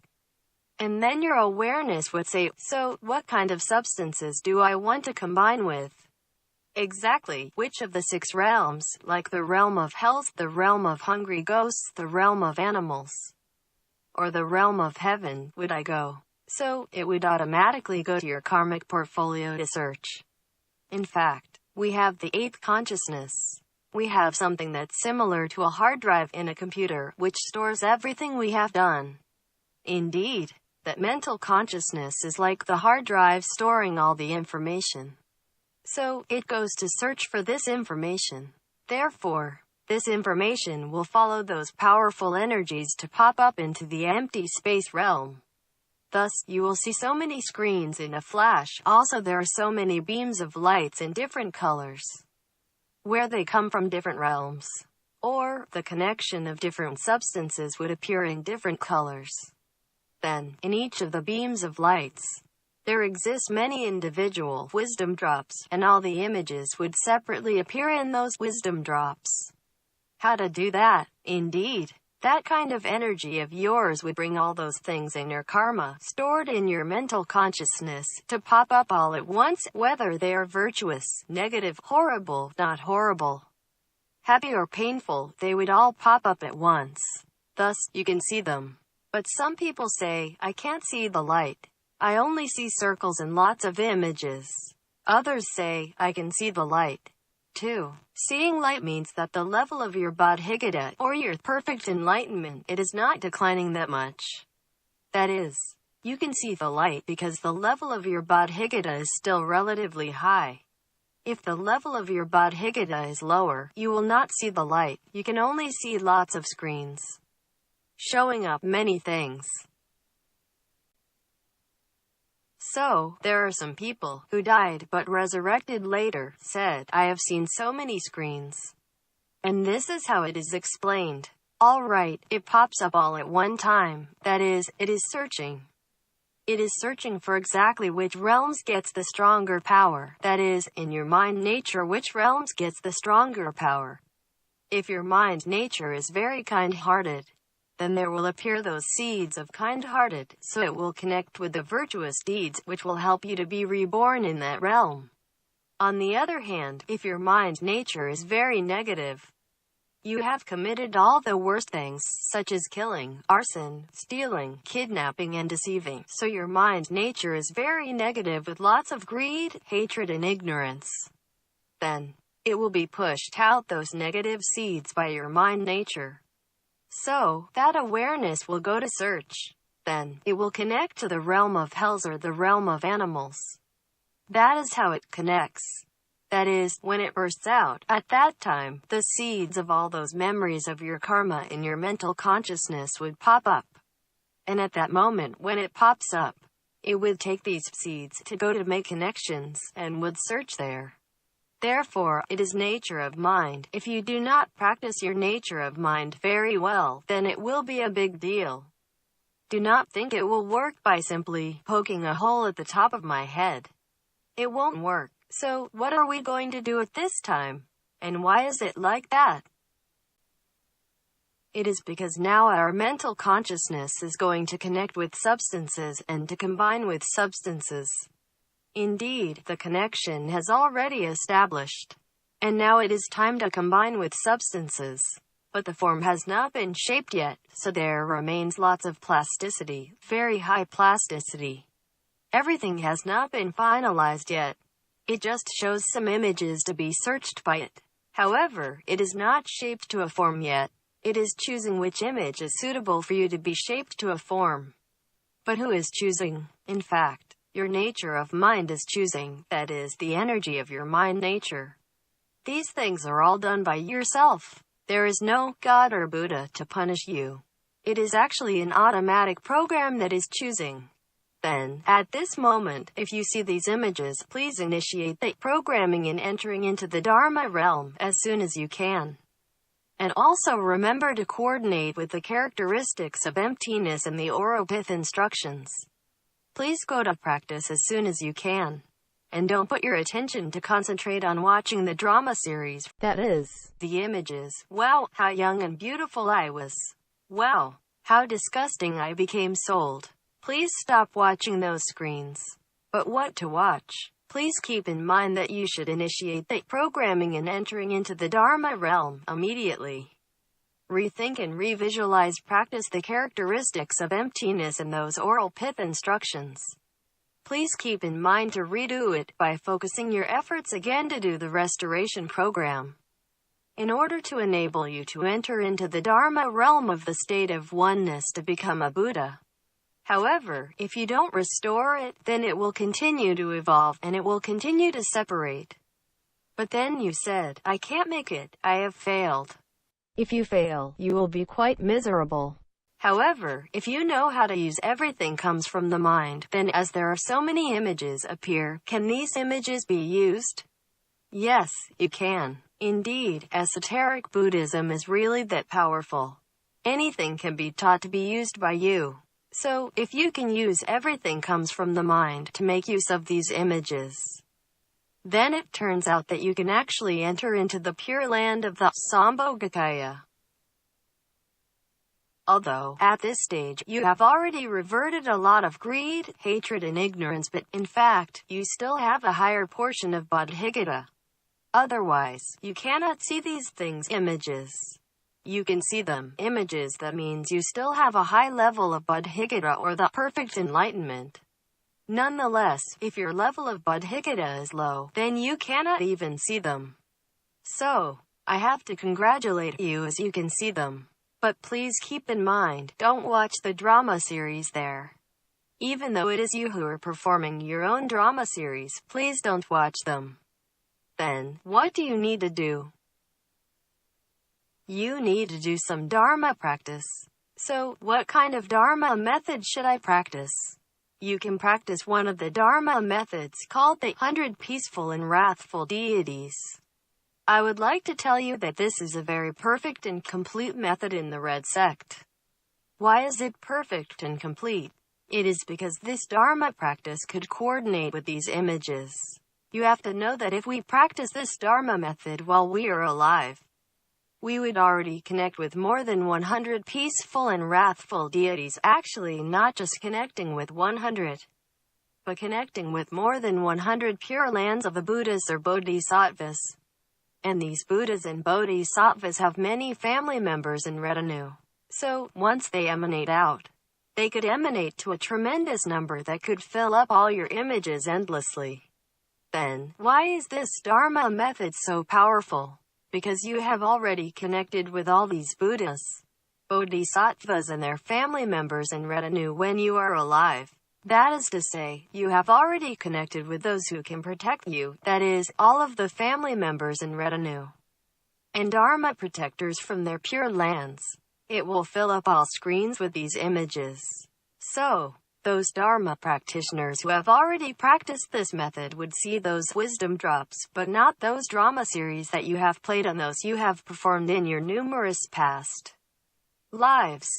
Or what has happened to you, those would not appear. Also, it will not appear some horrible images such as your karmic creditors are chasing you and catching you like ferocious ghosts.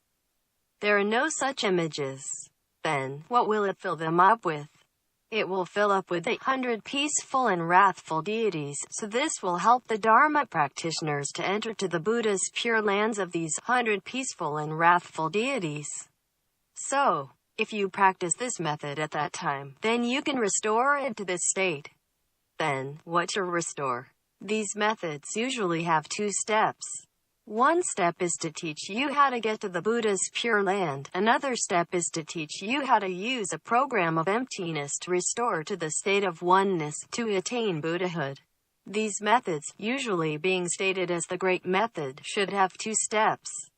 Well, for these 2 steps, if you say, I haven't practiced emptiness well, so I fail, then you can at least practice the 100 peaceful and wrathful deities very well to enable you to connect with the images of those Buddhas and Bodhisattvas, such that you can go to their Buddha's pure lands.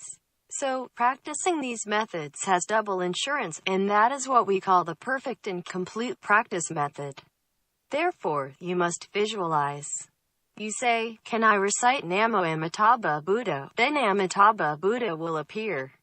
I am afraid that it is impossible to connect with Amitabha Buddha, as the speed of sound is very slow. You really don't know whether you can connect or not by reciting 1 to 7 days. It is a matter of luck this time. But if you have done some Dharma practice of visualization when you are alive, then you would succeed. You would certainly be able to use the visualization to fill up all those screens. We call this the matching of one's nature of the mind. Your mind nature would be filled up with all the Buddhas and Bodhisattvas. In fact, those horrible images would be filled with the wrathful deities. And those good images, the images of your virtuous deeds, would then be filled with the appearance of those compassionate and peaceful Buddhas. But then you said, it would be dreadful, as in my numerous past lives. What if I had stepped on some sentient beings to die, slaughtered chickens and ducks, and killed other humans or set fire to them? Then, these karmic creditors would find me and drag me to take rebirth in the realm of snakes, realm of animals, realm of ghosts, or realm of rats. So, what should I do? Actually, you would see something in some images. So, you may say, why is that person's head a snake head? Why is that person's head an eagle's head? Or why is this person's head a lion's head? This means that you would have the chance, that is, you have the karma existed that would drag you to take rebirth in that realm. And that is why you would see those images. Let's say you are being searched, but at that time, your mind nature is not good. So if you are being searched with an image of a snake head, then you would take rebirth as a snake in the realm of animals. It would be awful. So, what should I fill it up with then? Indeed, what to fill it up with.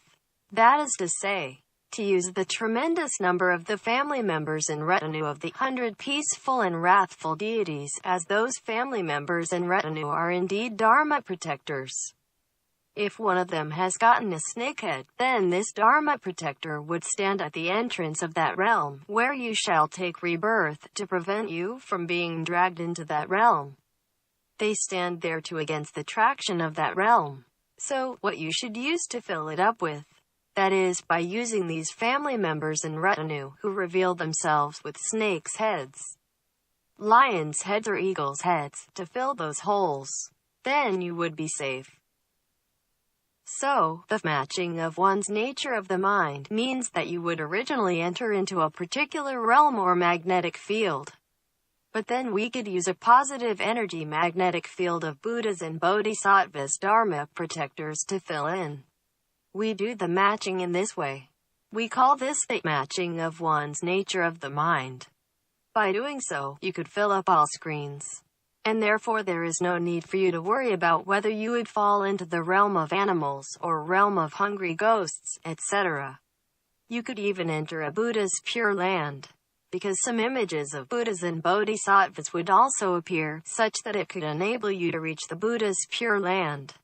But you say, will I fail if the nature of my mind is not good? Yes. You will fail, if during your Dharma practice, you say, I have practiced the 100 peaceful and wrathful deities, and could visualize all to appear. But my mind nature is very negative. Then, it is so sorry that while you are doing this matching of one's nature of the mind, but all of the images would not connect with the Buddha's pure lands. It would indeed follow your mind nature to connect with the 3 lower realms. So, at times, when you rush in there, you think that you would succeed in practicing this method. But I am sorry to tell you that you would not succeed. So, that is why the Lord Buddha Shakyamuni had taught and explained Dharma for 49 years and urged people, please observe the precepts. You must adhere to the precepts. What is the reason to do so? It is because precepts will protect you. Why? Because precepts protect you to ensure your mind nature does not go astray.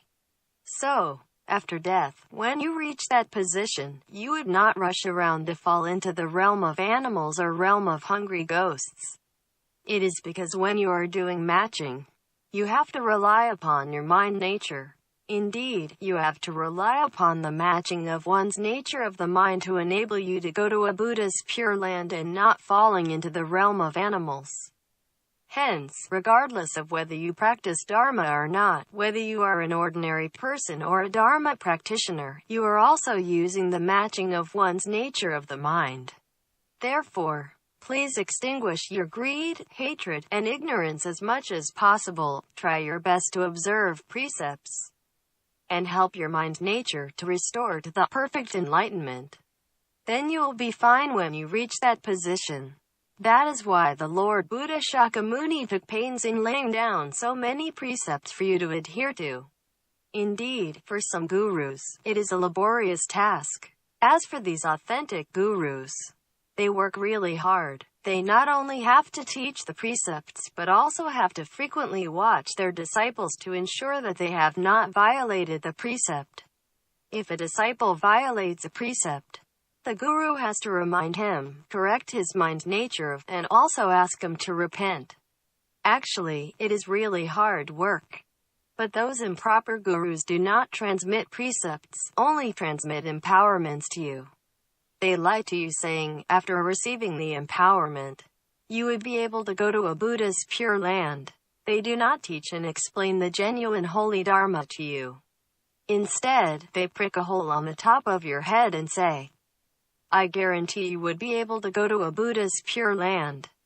They do not explain the truth of Dharma. They do not teach and make the right of your mind nature. They do not ask you to adhere to precepts, or when you violate a precept, they do not care, or even they do not ask you to repent. Actually, it will get the disciples into trouble. But would there be any karma for the guru if he gets his disciples into trouble? Of course there will be. Being a guru, you must teach your disciple.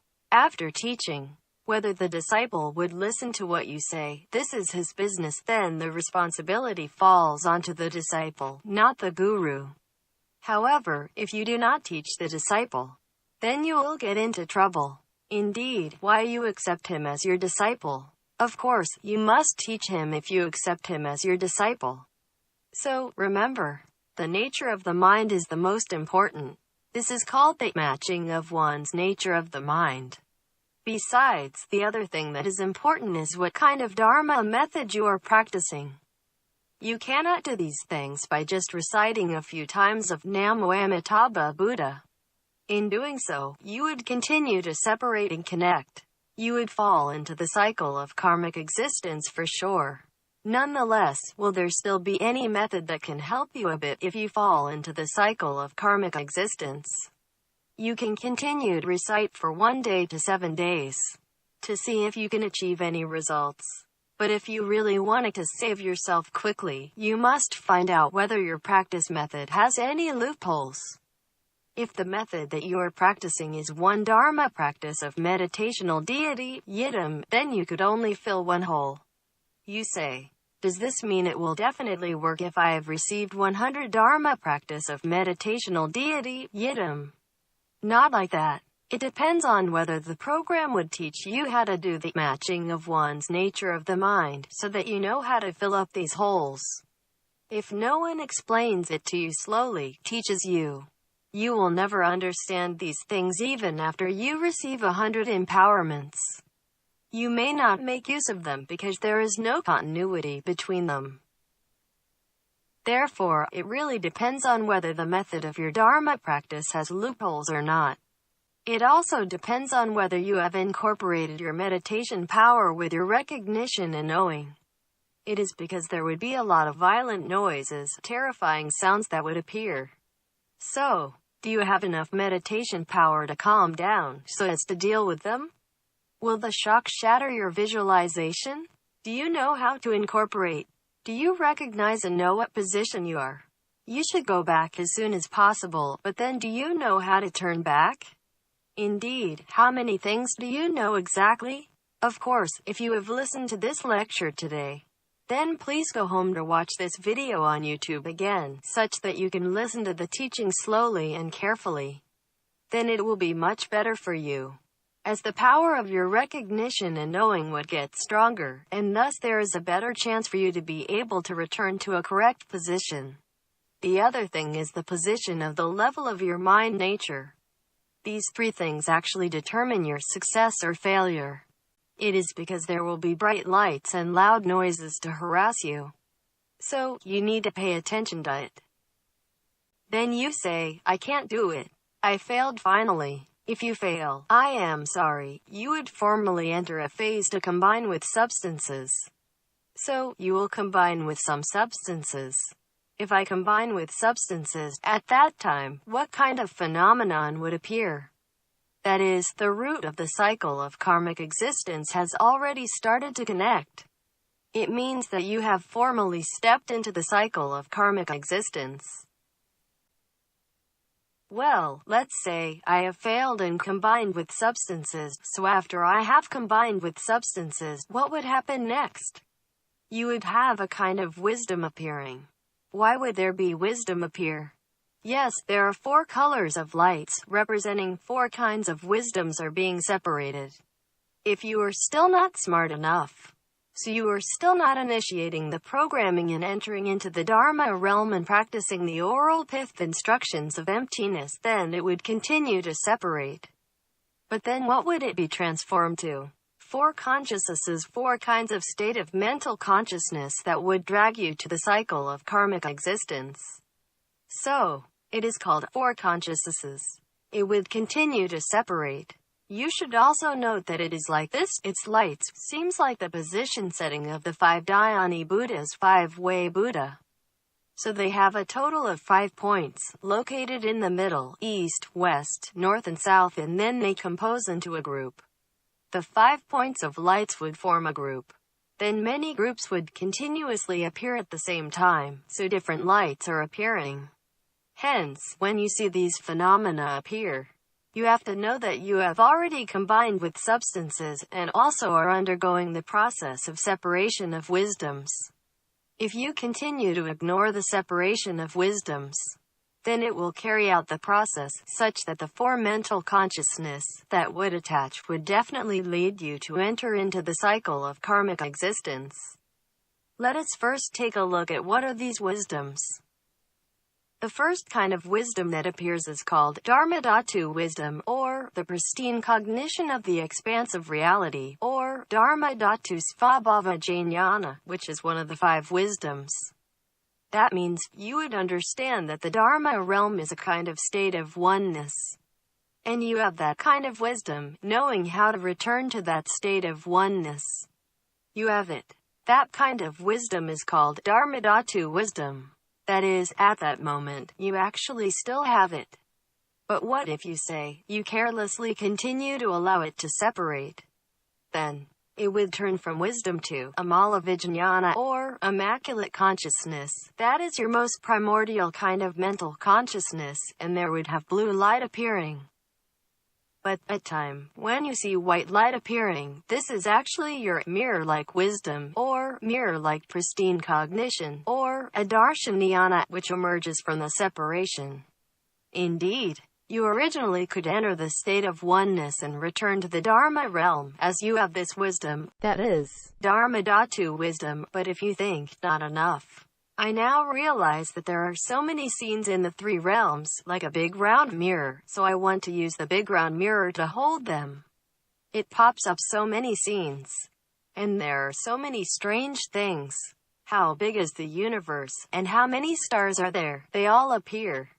And how many sentient beings, and also what are different sentient beings doing? They all appear. Wow, the whole universe is incredible. I need to find a big round mirror to reflect everything. Then, because of your greed, wow, my Dharma Dhatu wisdom knows how to return to the Dharma realm of the state of oneness.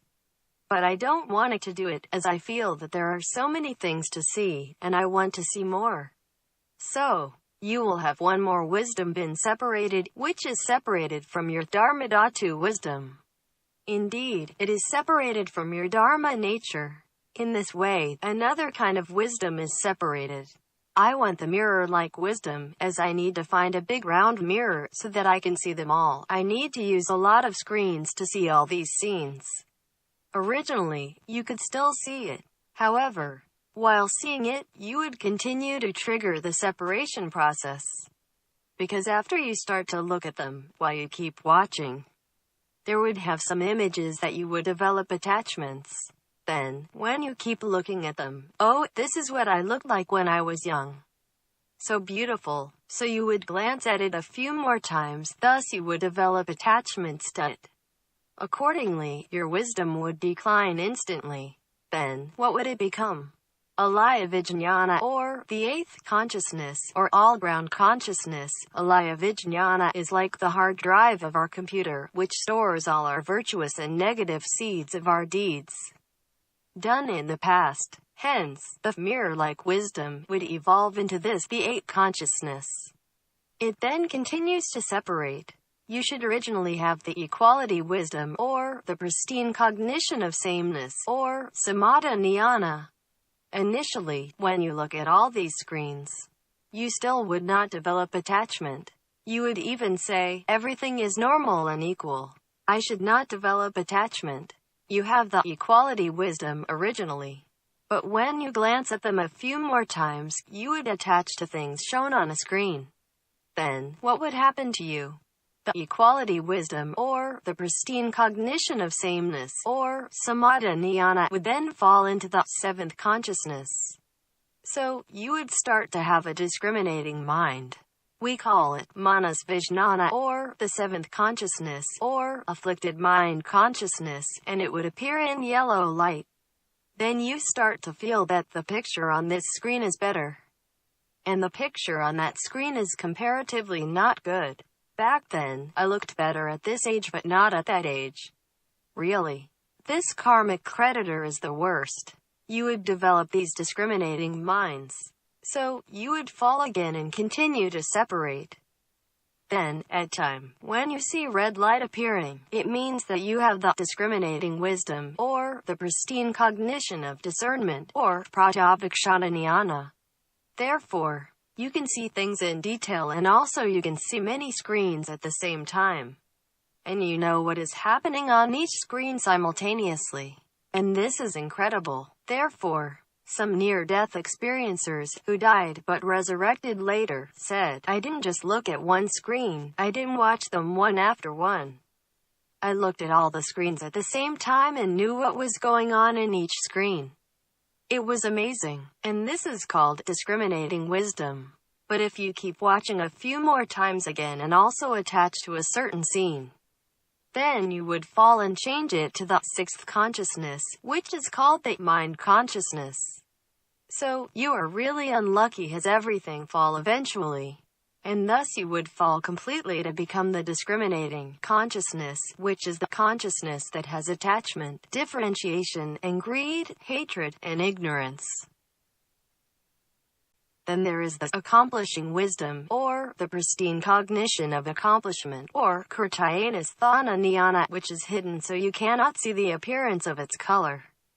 Accomplishing wisdom appears at the latter stage, where you would formally develop eyes, ears, mouth, nose when you want to do more things. This is called accomplishing wisdom. That is, a kind of wisdom which appears when you want to do more things. Then you have more attachments. Do you want to get something to eat with your mouth, and to use the nose to smell something? Hence, those eyes, ears, nose, tongue, and body would appear. Well, the Heart Sutra states there are neither wisdom nor attainment, because there is nothing to be attained. In fact, how to explain? It is saying, please note that you are originally empty. You are the emptiness, the state of oneness, you have nothing.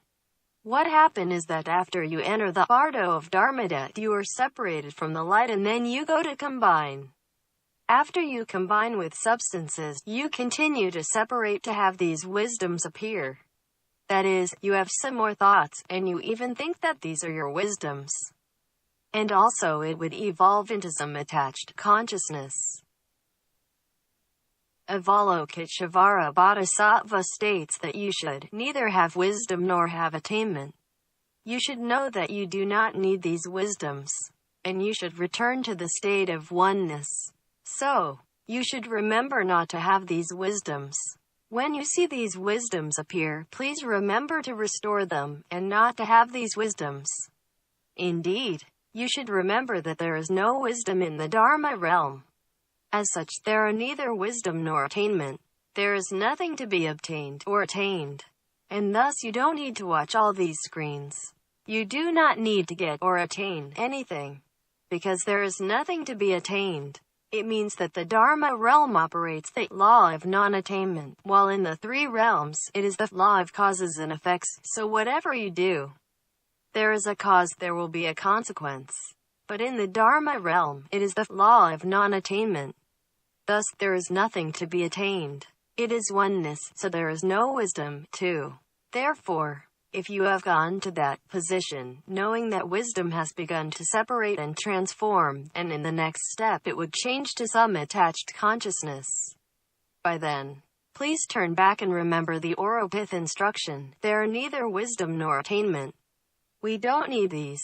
Please turn it back. This is the reason why I did not explain this sentence in the Heart Sutra earlier, because we were not in a position to explain it until now. Here it is, there are neither wisdom nor attainment, because there is nothing to be attained. It is also explaining one of the characteristics of emptiness of the state of oneness. Remember, it is the law of non-attainment. Remember it. The next sentence, the Bodhisattva through the reliance on Prajnaparamita. Avalokiteshvara said those Bodhi, that is, Bodhigata, It means that all those bodhisattvas who want to practice bodhicitta, they have to rely upon such a wisdom method to enable them to reach to the other shore, that is, to enter the Dharma realm. Paramita means to reach to the other shore, that actually means entering into the Dharma realm. Avalokiteshvara said those bodhisattvas who practice bodhicitta have to rely upon this. Rely upon the wisdom from those things that I have explained earlier to practice. With that, those bodhisattvas would be able to enter the Dharma realm. The sentence should be explained like this. Having no worries and obstructions in one's mind. It is because Avalokiteshvara practices Dharma like this, as his mind is in the state of oneness. So there should have no worry and obstructions in his mind. Indeed, there is nothing in the state of oneness, that is, there would be no other point to be pulled and connected. Therefore, Avalokiteshvara would not have any worry and obstructions in his mind. As there is nothing to worry in one's mind, there is no fear. It is in a state of oneness. So, how could there be horrible scenes to appear, leaving distorted and perverted dreamlike thinking patterns far behind? Of course there would be no dreams, dreaming of something, which is the things belong to the dualistic world. Therefore, there would be no distorted and improper dreamlike thinking patterns to exist. Attaining the ultimate nirvana. Ultimate implies most thoroughly. Avalokiteshvara would most thoroughly attain the nirvana, meaning that he could enter the Dharma realm. Entering into the Dharma realm is also called nirvana, meaning that Avalokiteshvara could most thoroughly enter the Dharma realm. Attaining the ultimate nirvana means that you would most thoroughly and definitely enter the Dharma realm. That being said again is the characteristics of emptiness of the state of oneness. This sentence also explains this thing. Buddhas of the 3 times are all Buddhas of the past, present, and future. It refers to all the Buddhas of the past, present, and future. Through the reliance on Prajnaparamita, Avalokiteshvara also relies on such a wisdom method. Prajna is wisdom. Paramita refers to reach to the other shore, that is, to enter the Dharma realm. That means Buddhas of the 3 times, or all Buddhas of the past, present, and future, also rely upon the method with such a profound wisdom that I have just explained earlier. To enter the Dharma realm. This is how to explain this sentence. So, what are the benefits of entering into the Dharma realm? Attainment of Anuttara Samyak Sambodhi, or unsurpassed, well-balanced and equally abiding. Complete and perfect enlightenment, or perfect enlightenment. Anuttara Samyak Sambodhi means attaining the perfect enlightenment. Attaining perfect enlightenment means becoming a Buddha. That is, you would restore your bodhicitta. Once you have restored 100% of your bodhicitta, you would restore your perfect enlightenment. And this is the explanation. The meaning of attain Anuttara Samyak Sambodhi is becoming a Buddha. This is what Heart Sutra for. Well, the purpose of introducing this version, another version, and explaining the Heart Sutra to you this time, is to make you understand the oral pith instructions of the Heart Sutra from a different perspective, and how to use the oral pith instructions in your Dharma practice to enter the Dharma realm. In fact, it is to explain to you that these things can be mutually converted.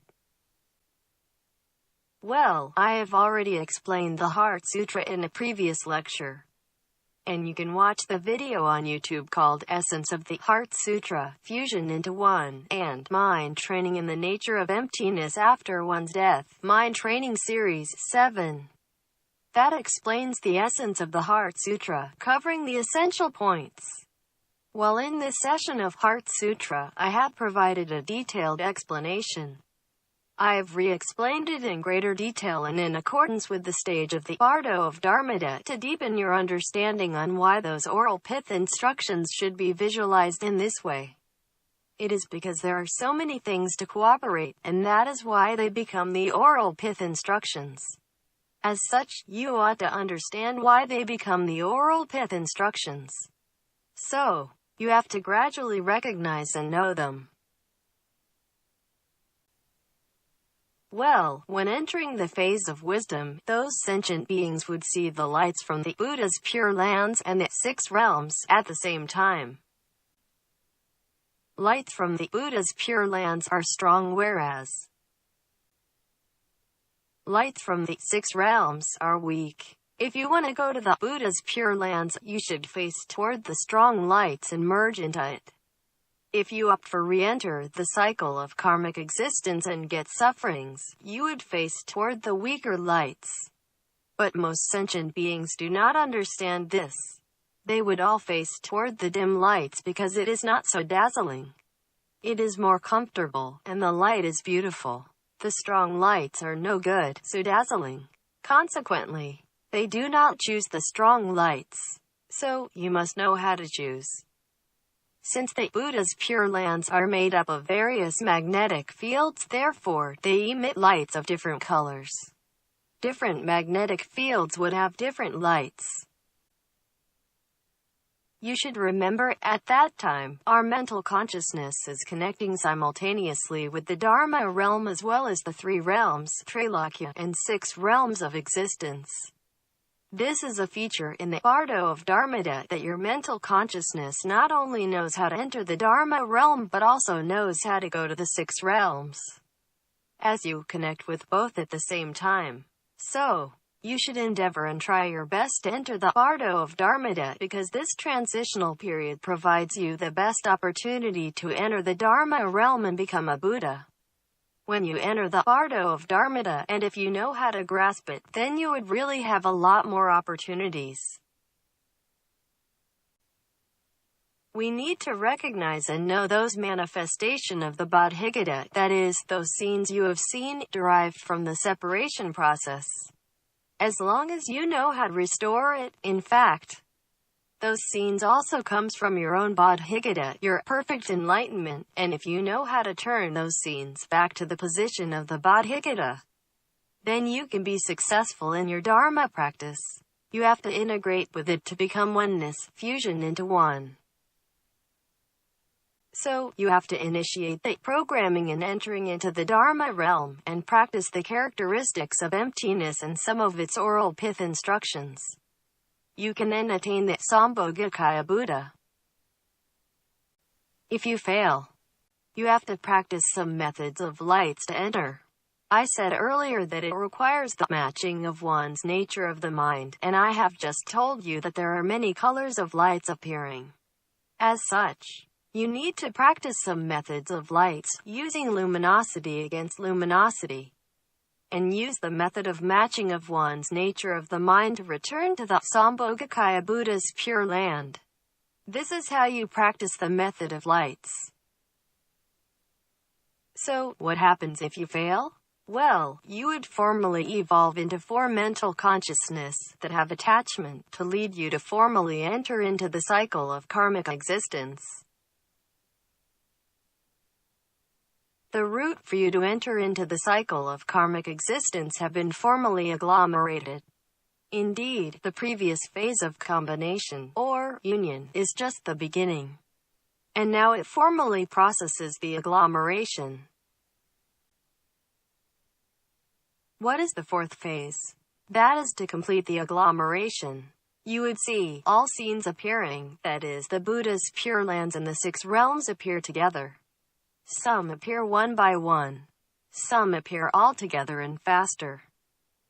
You need to recognize and know that when you see all states of the six realms, that is, you could see the realm of hells and realm of heavens, continually appearing, then you have to be careful.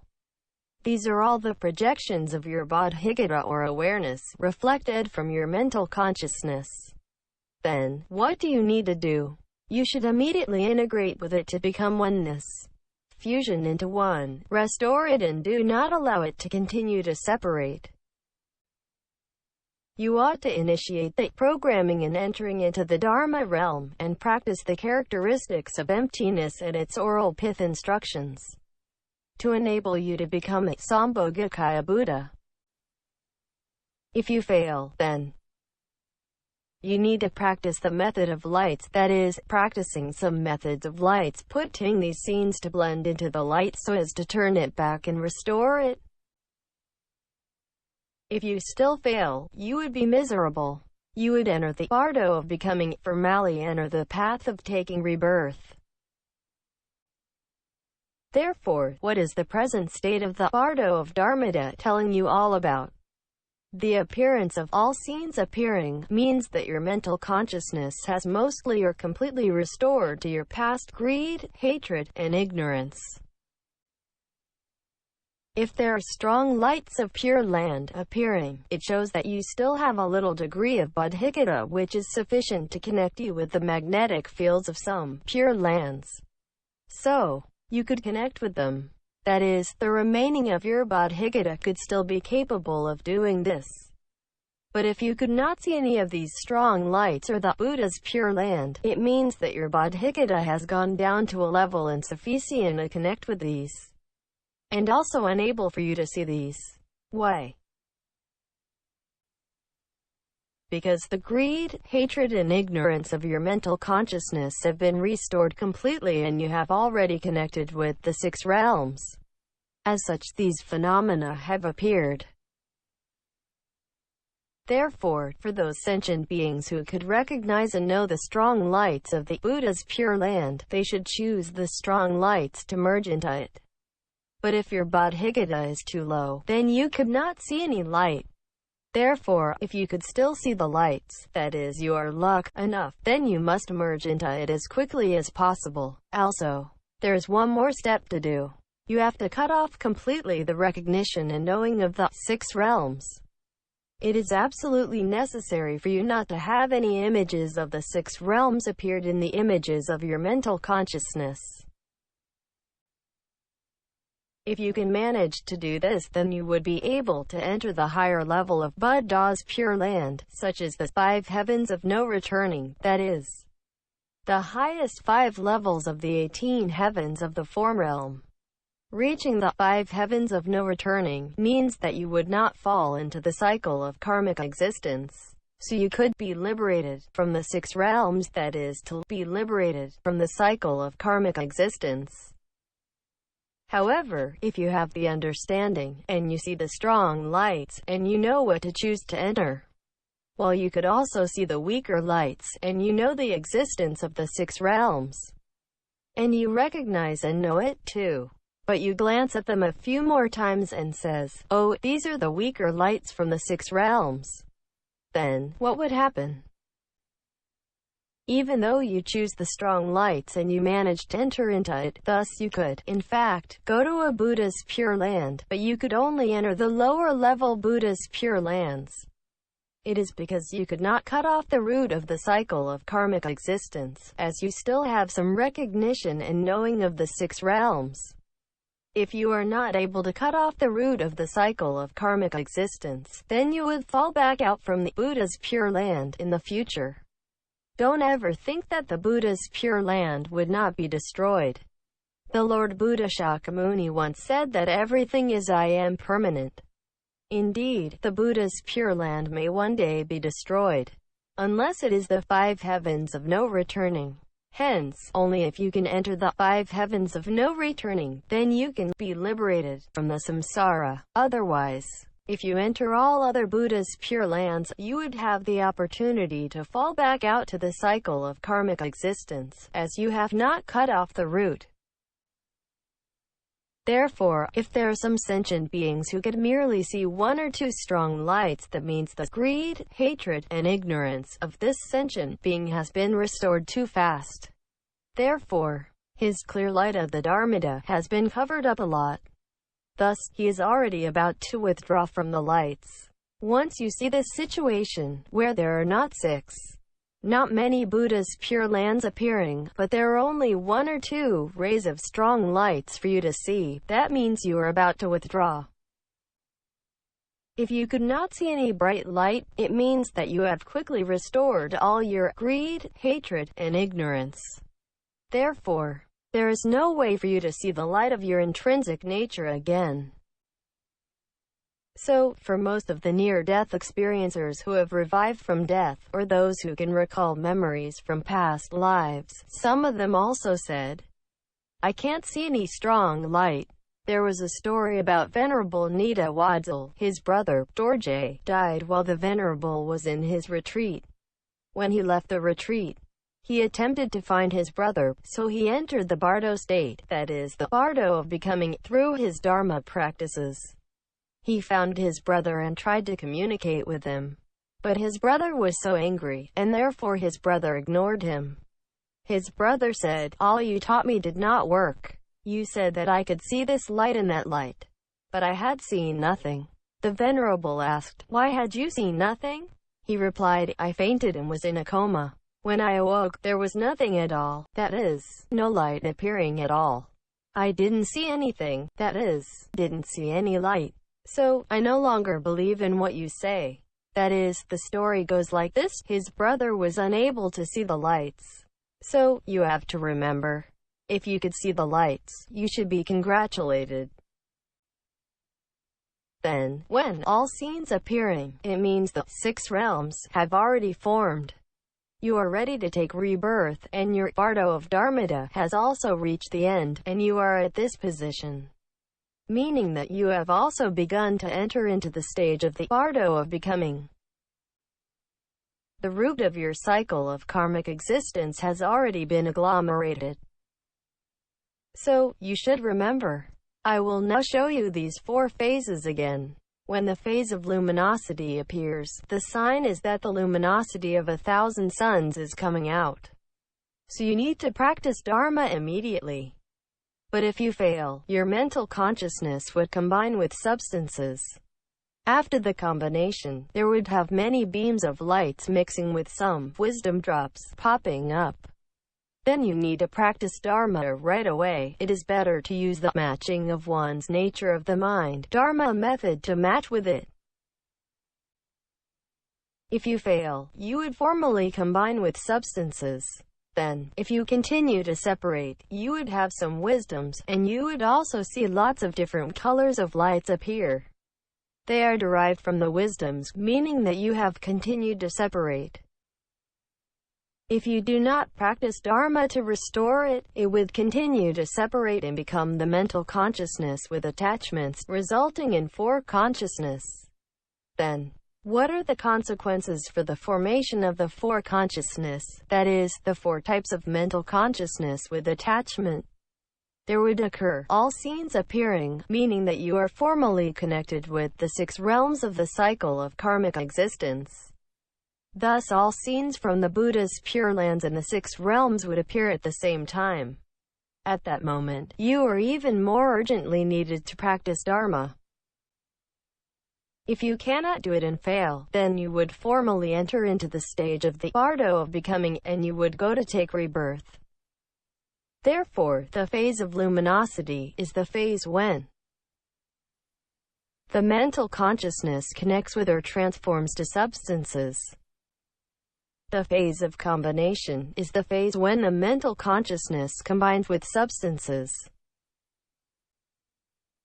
The phase of wisdom is the phase when the mental consciousness separates into different kinds of wisdoms. For the phase of all scenes appearing, it is the phase when you have already completed the process of separation, so the 6 realms have already been connected and formed, and you have formally entered into the web of the cycle of karmic existence. Therefore, it is of great importance on whether we could enter and prolong the time to stay in the stage of the Bardo of Dharmata. Because if we could stay at this Bardo of Dharmata, then we could practice Dharma repeatedly, so that it could enable us to enter into the Dharma realm to attain Buddhahood. Even we don't practice well, we could still enter the high-level Buddha's Pure Lands. Hence, the Bardo of Dharmata is a state that is very good and easy to grasp. So, we should try our best to find a way to enter. As the Bardo of Dharmata is very close to the Dharma realm, so the success rate is high if you practice Dharma there. And those lights are relatively easy to master, too. Hence, it is better for us to practice there. Even when we are alive now, we find it very hard to practice Dharma to bring about the lights to appear, whereas we would find it very easy to practice there. The length time for us to stay there, of the bardo of Dharmata, is determined by the following factors. First, your meditation power. That is, if you have practiced meditation well and have a better meditation power when you are alive, then you could enter into the stage of the bardo of Dharmata and stay there longer. Second, if you have a deeper recognition and knowing of the scenes that would be manifested by the Dharma nature, then you could stay even longer and find it easier to master. Third, if your mind nature is very good, your mind nature is well trained through your Dharma practice, and you observe the precepts well, and you have a good relationship with your Guru, so that you would have such kind of great blessings, together with your good mind nature, such that you could stay even longer in the stage of the bardo of Dharmata. Indeed, you have to remember that during the bardo of Dharmata, our mental consciousness is connecting with both the Dharma realm and 3 realms, Trailokya, and 6 realms of existence, at the same time. Therefore, this is a very precious opportunity for us to return to the Dharma realm. Well, you should remember the bardo of dying is a transitional period of dissolution and restoration, while the bardo of Dharmata is a transitional period of agglomeration and reform, or recombination, or reassemble. It is to reform your body. However, even originally you are a human being, but after the reform, you just don't know whether you would become an animal, a human being, or hungry ghost. If we could seize the opportunity occurred during these 2 good transitional periods, then you could attain Buddhahood. If we attain Buddhahood during the bardo of dying, we would attain the Dharmakaya Buddha. It is called the union of bliss and emptiness. It is formless. It is the state of emptiness, as well as that kind of bliss of Dharmata. And you should not treat it as 2 things, it must be union and inseparable. And it should be restored and merged into a kind of state of oneness. For attaining the Sambhogakaya Buddha, you are using the state of the bardo of Dharmata to enter and attain Buddhahood. Then you would attain the Sambhogakaya Buddha, that is the union of luminosity and emptiness. The characteristics of both the luminosity and emptiness should be unified. That is to integrate into oneness, fusion into one. Hence, you would be able to attain Buddhahood. So, you would find that they are different. Regardless of which of the stages for you to attain Buddhahood, you would possess all these 3 bodies of the Dharma body, enjoyment body, emanation body, or Dharmakaya, Sambhogakaya, Nirmanakaya, all at the same time. It would not be the case that once you have attained the enjoyment body of the Buddha, Sambhogakaya Buddha, then you would not be able to attain the Dharma body, Dharmakaya. Not at all. You would have them all simultaneously. But then you must have to cultivate and practice your bodhicitta very well while you are still alive, that is, you have to practice very well on the state of perfect enlightenment, in order to enable you to recover your own Dharma nature. Well, are there any oral pith instructions to explain? And what is the most accurate visualization method for us? The Treasury of Dharmadhatu is the essential collection of the oral pith instructions to practice the great perfection. Who wrote it? It was written by Kungkyan Longchen Rabdam, one of the lineage master of the Red Sect, Nyingma school, who specializes in the practice of the great perfection. These are the collection of the oral pith instructions from the 17 Dzogchen Tantras, which is the oral pith instructions of 17 uncommon, where uncommon refers to uniqueness. Other people do not have it kinds of actual practice methods. It is that part of the great perfection that describes these methods on how we could firmly cut through the attachment of some solidity so as to practice and manifest the bodhicitta. So, let's take a look at this oral pith instruction now. This is an oral pith instruction derived from the chapter of the section on all in bodhicitta is naturally self-existent, in the Treasury of Dharmadhatu. We could use it to practice the oral pith instruction for the visualization practice of enjoyment body, Sambhogakaya. Well, this oral pith instruction may be a bit long, and I am afraid that I do not have enough time to explain it in this session. Perhaps let us answer a question first. So, we will not explain this oral pith instruction now, and we will leave it to the next session to explain to you about this oral pith instruction for the visualization practice of enjoyment body, Sambhogakaya. Remember, for those who practice these oral pith instructions, they must initiate the programming and entering into the Dharma realm. So, what question am I going to answer today? It is from one of the Dharma believers who wrote and asked me some questions. The first question is, you have mentioned the Dharma realm, as well as prajna. In fact, when I explained prajna, I only said prajna means wisdom. And he, the Dharma believer, added a few more words for me, that is, its nature is emptiness and wisdom. Isn't it? He also said, you also referred to the Absolute Bodhicitta. Absolute Bodhicitta means the most thoroughly and ultimate Bodhicitta. He said, but in my understanding, the Dharma realm is different from the one you described. He then said, not only the Dharma realm does not have any substances, but it should be leaving the subjects and objects of the mind, or spirit.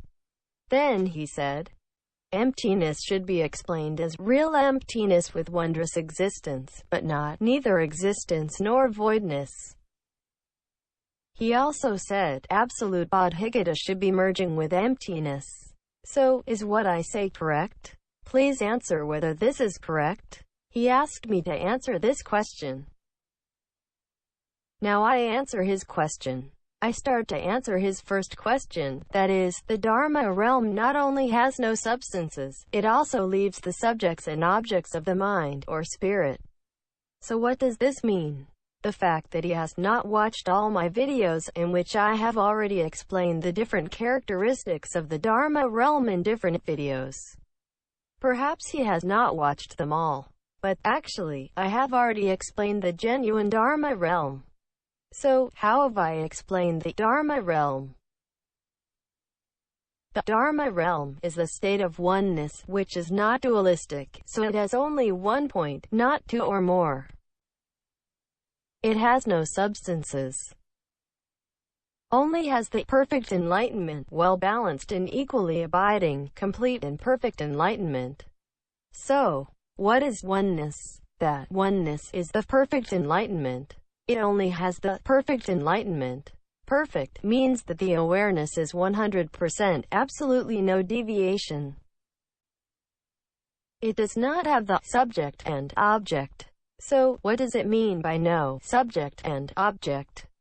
What are they? Subject, it is the main body, and that is the protagonist who can do that thing. Object is the target body, and that is the thing that can be done by him. And thus it is dualistic. You are capable of doing that thing, while that thing can be done by you, so there exists the subject and object. And that means dualistic or multiplistic. Accordingly, there should be no subject and object in the Dharma realm. But why does this person ask us like that? He has thought of something like spirit. However, we would never use such thing, spirit, to describe the state in the Dharma realm. Why? Because spirit is being used to describe something that the polluted mind nature is called spirit. That existed in the dualistic or multiplistic states is called spirit, and that having the state of subject and object is called spirit. And so, spirit exists in the three realms. Indeed, spirit solely exists in the three realms. Then, what would we say about the Dharma realm? We would say awareness, not spirit. So, we would never use spirit as a term to describe the state of the Dharma realm. Once you describe it like that, you are already wrong. It proves that this person who asked the question does not actually know what the Dharma realm is. And that is why he asked the question like that. Isn't the Dharma realm leaving the subjects and objects of the mind, or spirit? He asked like that, meaning that he really does not know what the Dharma realm is. So, I now explain the Dharma realm to you again. There exists only perfect enlightenment in the Dharma realm. It is a kind of realizing and knowing. The second question he asked is, emptiness means real emptiness with wondrous existence, but not neither existence nor voidness. So, have you got it wrong, Guru Master Pema Lodharan? Now, I'll explain it to you all. For those people who are practicing exoteric Buddhism, or Sutrayana, they do very much like to explain emptiness as the notion of real emptiness with wondrous existence. That is, real emptiness actually means wondrous existence. And so, why did he say so? Real emptiness means that it is truly empty, its essential nature is empty. So, it means the very nature of the essence itself is emptiness. Hence, it is called real emptiness. But he also talked about the wondrous existence. To him, this wondrous existence means that, as there is the interdependent origination, that is, everything arises exclusively due to and dependent upon the interplay of causes and conditions, without which they cannot possibly appear, of everything. And so there is this existence. But since this could not permanently exist, and so it is called wondrous existence. Those who are practicing exoteric Buddhism are very fond of saying this in such a way. But this very notion of real emptiness with wondrous existence itself is very easy to cause misunderstandings to others. Why is it? Real emptiness means it is true. So, as it is true, it must be 100% empty. But then later on, they follow this up with the notion of existence. Hence in this statement, their way of expressing this very sentence with this special terminology of real emptiness with wondrous existence is itself a contradiction and is very misleading. Why is it a contradiction? Because you just clearly said that it is 100% empty a second ago, but then you go on to say that it is also existence just another second later. This is where the contradiction lies. So, some people have misled some others. Some people say, I practice the real emptiness. When I visualize, everything is empty. I have not visualized even a grain of dust. I am completely empty. As a result, he would enter a state of attachment to emptiness, and the state of attachment to emptiness would lead him to enter the formless realm. And that means you, if you follow him, would be trapped in the formless realm, thinking that there is nothing, no substances at all. As such, you would mislead some sentient beings during the process of their Dharma practice, clinging to this notion of real emptiness with wondrous existence to practice. Thus, they would be in trouble. What is wondrous existence? Wondrous existence would lead some sentient beings to feel that there is something, existence. But it is very subtly to have the existence. Therefore, it is very easy to lead them to easily return to the six realms. So, this statement is not appropriate to be used to express such meaning. Some may say, we have to be Chan or Zen. To practice Chan meditation, we have to think of the subject like a word, a statement, etc., slowly. When we practice Chan meditation, we have to think about some statements slowly, and by thinking of it until we understand and realize something. But if your statement itself is wrong, it has a linguistic mistake, or it is misleading and contradictory in itself, and you want other people to practice the Chan meditation to keep thinking of such statement, then they would be in serious trouble. They would go insane. Indeed, this is why so many people in history who practiced Chan school and went mad, because they had misunderstood. Because of the misunderstanding and misleading, it led many to mental disorders. Therefore, please do not ask people to practice by thinking of these linguistic mistake statements. If they do that, they would be in trouble. Then, why we use neither existence nor voidness? Do you remember what I said before, that the Dharma nature is being used 8 negations to describe? Among 8 negations, one of them is called neither eternalism nor nihilism. Eternalism means constant. So, eternalism is existence, and therefore, neither eternalism means neither existence. Indeed, neither eternalism means neither existence, and eternalism is existence. So, what is the meaning of neither eternalism nor nihilism? First, eternalism is existence, and neither eternalism is neither existence. Then, nihilism means nothingness, and so, nor nihilism is nor voidness. Therefore, neither eternalism nor nihilism means neither existence nor voidness. In fact, what is neither existence nor voidness? It is actually talking about emptiness and existence. Indeed, it is saying that you need to have the realizing and knowing of the perfect enlightenment. Well-balanced and equally abiding, complete and perfect enlightenment. In the Dharma realm, it is the state of oneness, which is the perfect enlightenment. It is a realizing and knowing, absolutely no deviation, no clinging or attachment. And it's the perfect enlightenment that would not have 2 points appear.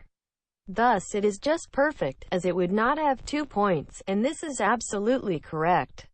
Therefore, we use the phrase of neither existence nor voidness to describe the state of emptiness, as it is a kind of awareness, realizing and knowing, on the state of perfect enlightenment, so it is described as non-existence. Since it is a kind of awareness, realizing and knowing, but not any particular substance in nature. And so it is definitely not any kind of existence, and thus it is described as non-existence. On the other hand, it is not empty at all, as this is a kind of awareness, realizing and knowing, but not any substances, so it is described as non-existence. But, in fact, it is also non-voidness, simply because of the fact that it is a kind of awareness, realizing and knowing, and thus it is described as non-voidness, since it is not any substances. And so this very nature of emptiness is described as neither existence nor voidness. Hence, it is also described as neither eternalism nor nihilism. So, using real emptiness with wondrous existence to describe emptiness is not that good. But knowing that the statement has been applied so often by those people, then why do I not voice out? Because I do not want it to speak up, not until when I was asked by this Dharma believer, then I start to feel that I should answer.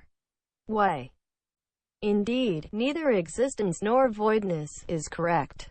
So, I feel sorry that some sentient beings, who practice Dharma, are unable to reach the level that enable them to understand the genuine holy Buddhist Dharma, and therefore they interpret Dharma incorrectly, so they explain Dharma wrongly to others, too. And then they insist the wrong is right and argue that the right from others is wrong. Really, it is a great pity. Real emptiness with wondrous existence, at most, can only be used to describe some situations in the 3 realms. That is, as it is interdependent origination, that is, everything arises exclusively due to and dependent upon the coincidence of causes and conditions without which they cannot possibly appear, and therefore it is wondrous existence. Actually, its essential nature is empty, so they just give it a name that called real emptiness. But, in fact, the name is given inappropriately. The truth is, the statement of real emptiness with wondrous existence is misleading. It is emptiness, and it is also existence. Isn't it correct? Let me explain it now. This would endanger some Dharma practitioners.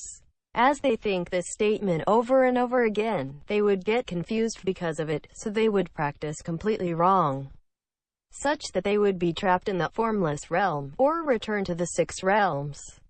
In fact, real emptiness with wondrous existence should never be used to describe the Dharma realm and the state of emptiness. By using this statement, it could also be laughed at by the Taoists. Why? When you pay attention to it on the internet, then you would know what the Taoist people say. Why do you Buddhists behave like that? When we describe empty, we use the term real emptiness with wondrous existence to describe it. But you have just stolen from us to use it. It actually comes from our own Taoism, not from your Buddhism. Your Buddhists do not know how to describe emptiness, and therefore you take our term, real emptiness with wondrous existence, to describe it. You see, Buddhism has been teased on the internet like that. Indeed, if the statement is misleading, contradictory, unable to truly express the idea of emptiness, not to mention being laughed by others, then don't use it. But why didn't I say this before? Not until I have been asked now. In fact, our mission to come to this world is to correct the misconceptions of some Buddhist Dharma and explain the genuine holy Buddhist Dharma in order to save all sentient beings. In addition, we also endeavor to help majority of the sentient beings and more Dharma practitioners, such that the more diligent they practice, the better chances they can enter into the Dharma realm to attain Buddhahood, or at least get to the Buddha's Pure Lands, and is indeed the higher level of the Buddha's Pure Lands. That is what we try to help them. We wish to correct anything that is misleading and make a right of it. But, in fact, we have worked very hard over the past 20 years of our Dharma propagation. We have found that each time we try to correct one thing, there would have resistance and exclusion from people. They are very unhappy because we speak up. They feel hurt. But I would like to say one thing. I have no intention of offending them. I really do not intend to offend them. Indeed, I would not cling to the saying and view of any sect, or school, or any religion. The most important thing is that what it says can really help sentient beings. I only wish to straighten what they say so as to help some sentient beings. I have no intention to offend them, but because there has been a great deal of resistance which forces me on many occasions not to speak up. So, I have chosen not to say anything. I avoid it. I start to avoid saying anything. That is, if some things can be avoided, I only say what is right and not correct what is wrong. Then I can reduce some exclusions, as I am afraid that we would not be able to carry on propagating the genuine holy Dharma if we are often criticized by people. Well, even I avoid to say, but this letter arrived. And anyhow I was asked to answer, and he even insisted on saying that real emptiness with wondrous existence is correct while your neither existence nor voidness is wrong. So, I have to answer. If I don't answer, that is, I would be irresponsible and neglecting my duty, and I have not completed my mission for coming to this world. Well, that is to say, this also highlights the nature of my fear. That is, I avoid them because I am afraid of getting into trouble. But they keep asking me repeatedly and bring it in front of me and even say, neither existence nor voidness is wrong. Neither eternalism nor nihilism is in fact, neither existence nor voidness. He does not know how to explain, that is, he does not comprehend it, so he says, real emptiness with wondrous existence, but it is clearly that this is a linguistic mistake. Nonetheless, he says that is correct. So, I am forced to speak up. But I want to say one thing. I do this for some sentient beings, hoping that I can help them. What I say today is for some sentient beings, but not intending to offend these people. I explain this so that I can answer this person's questions. I hope they'll bear with me on what I have said.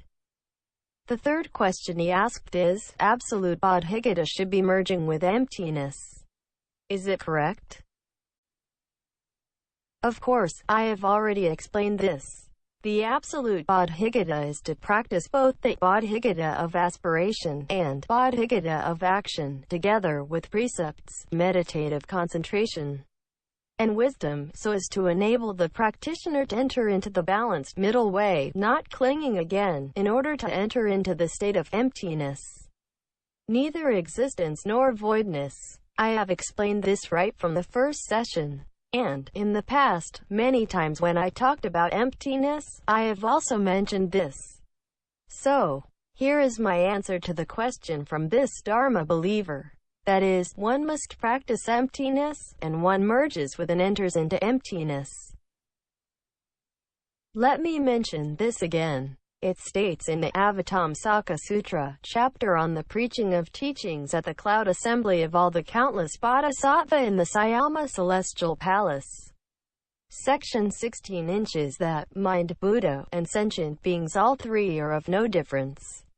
It says that when you practice Dharma, remember that you have to visualize all these three, mind, Buddha, and sentient beings, fusion into one.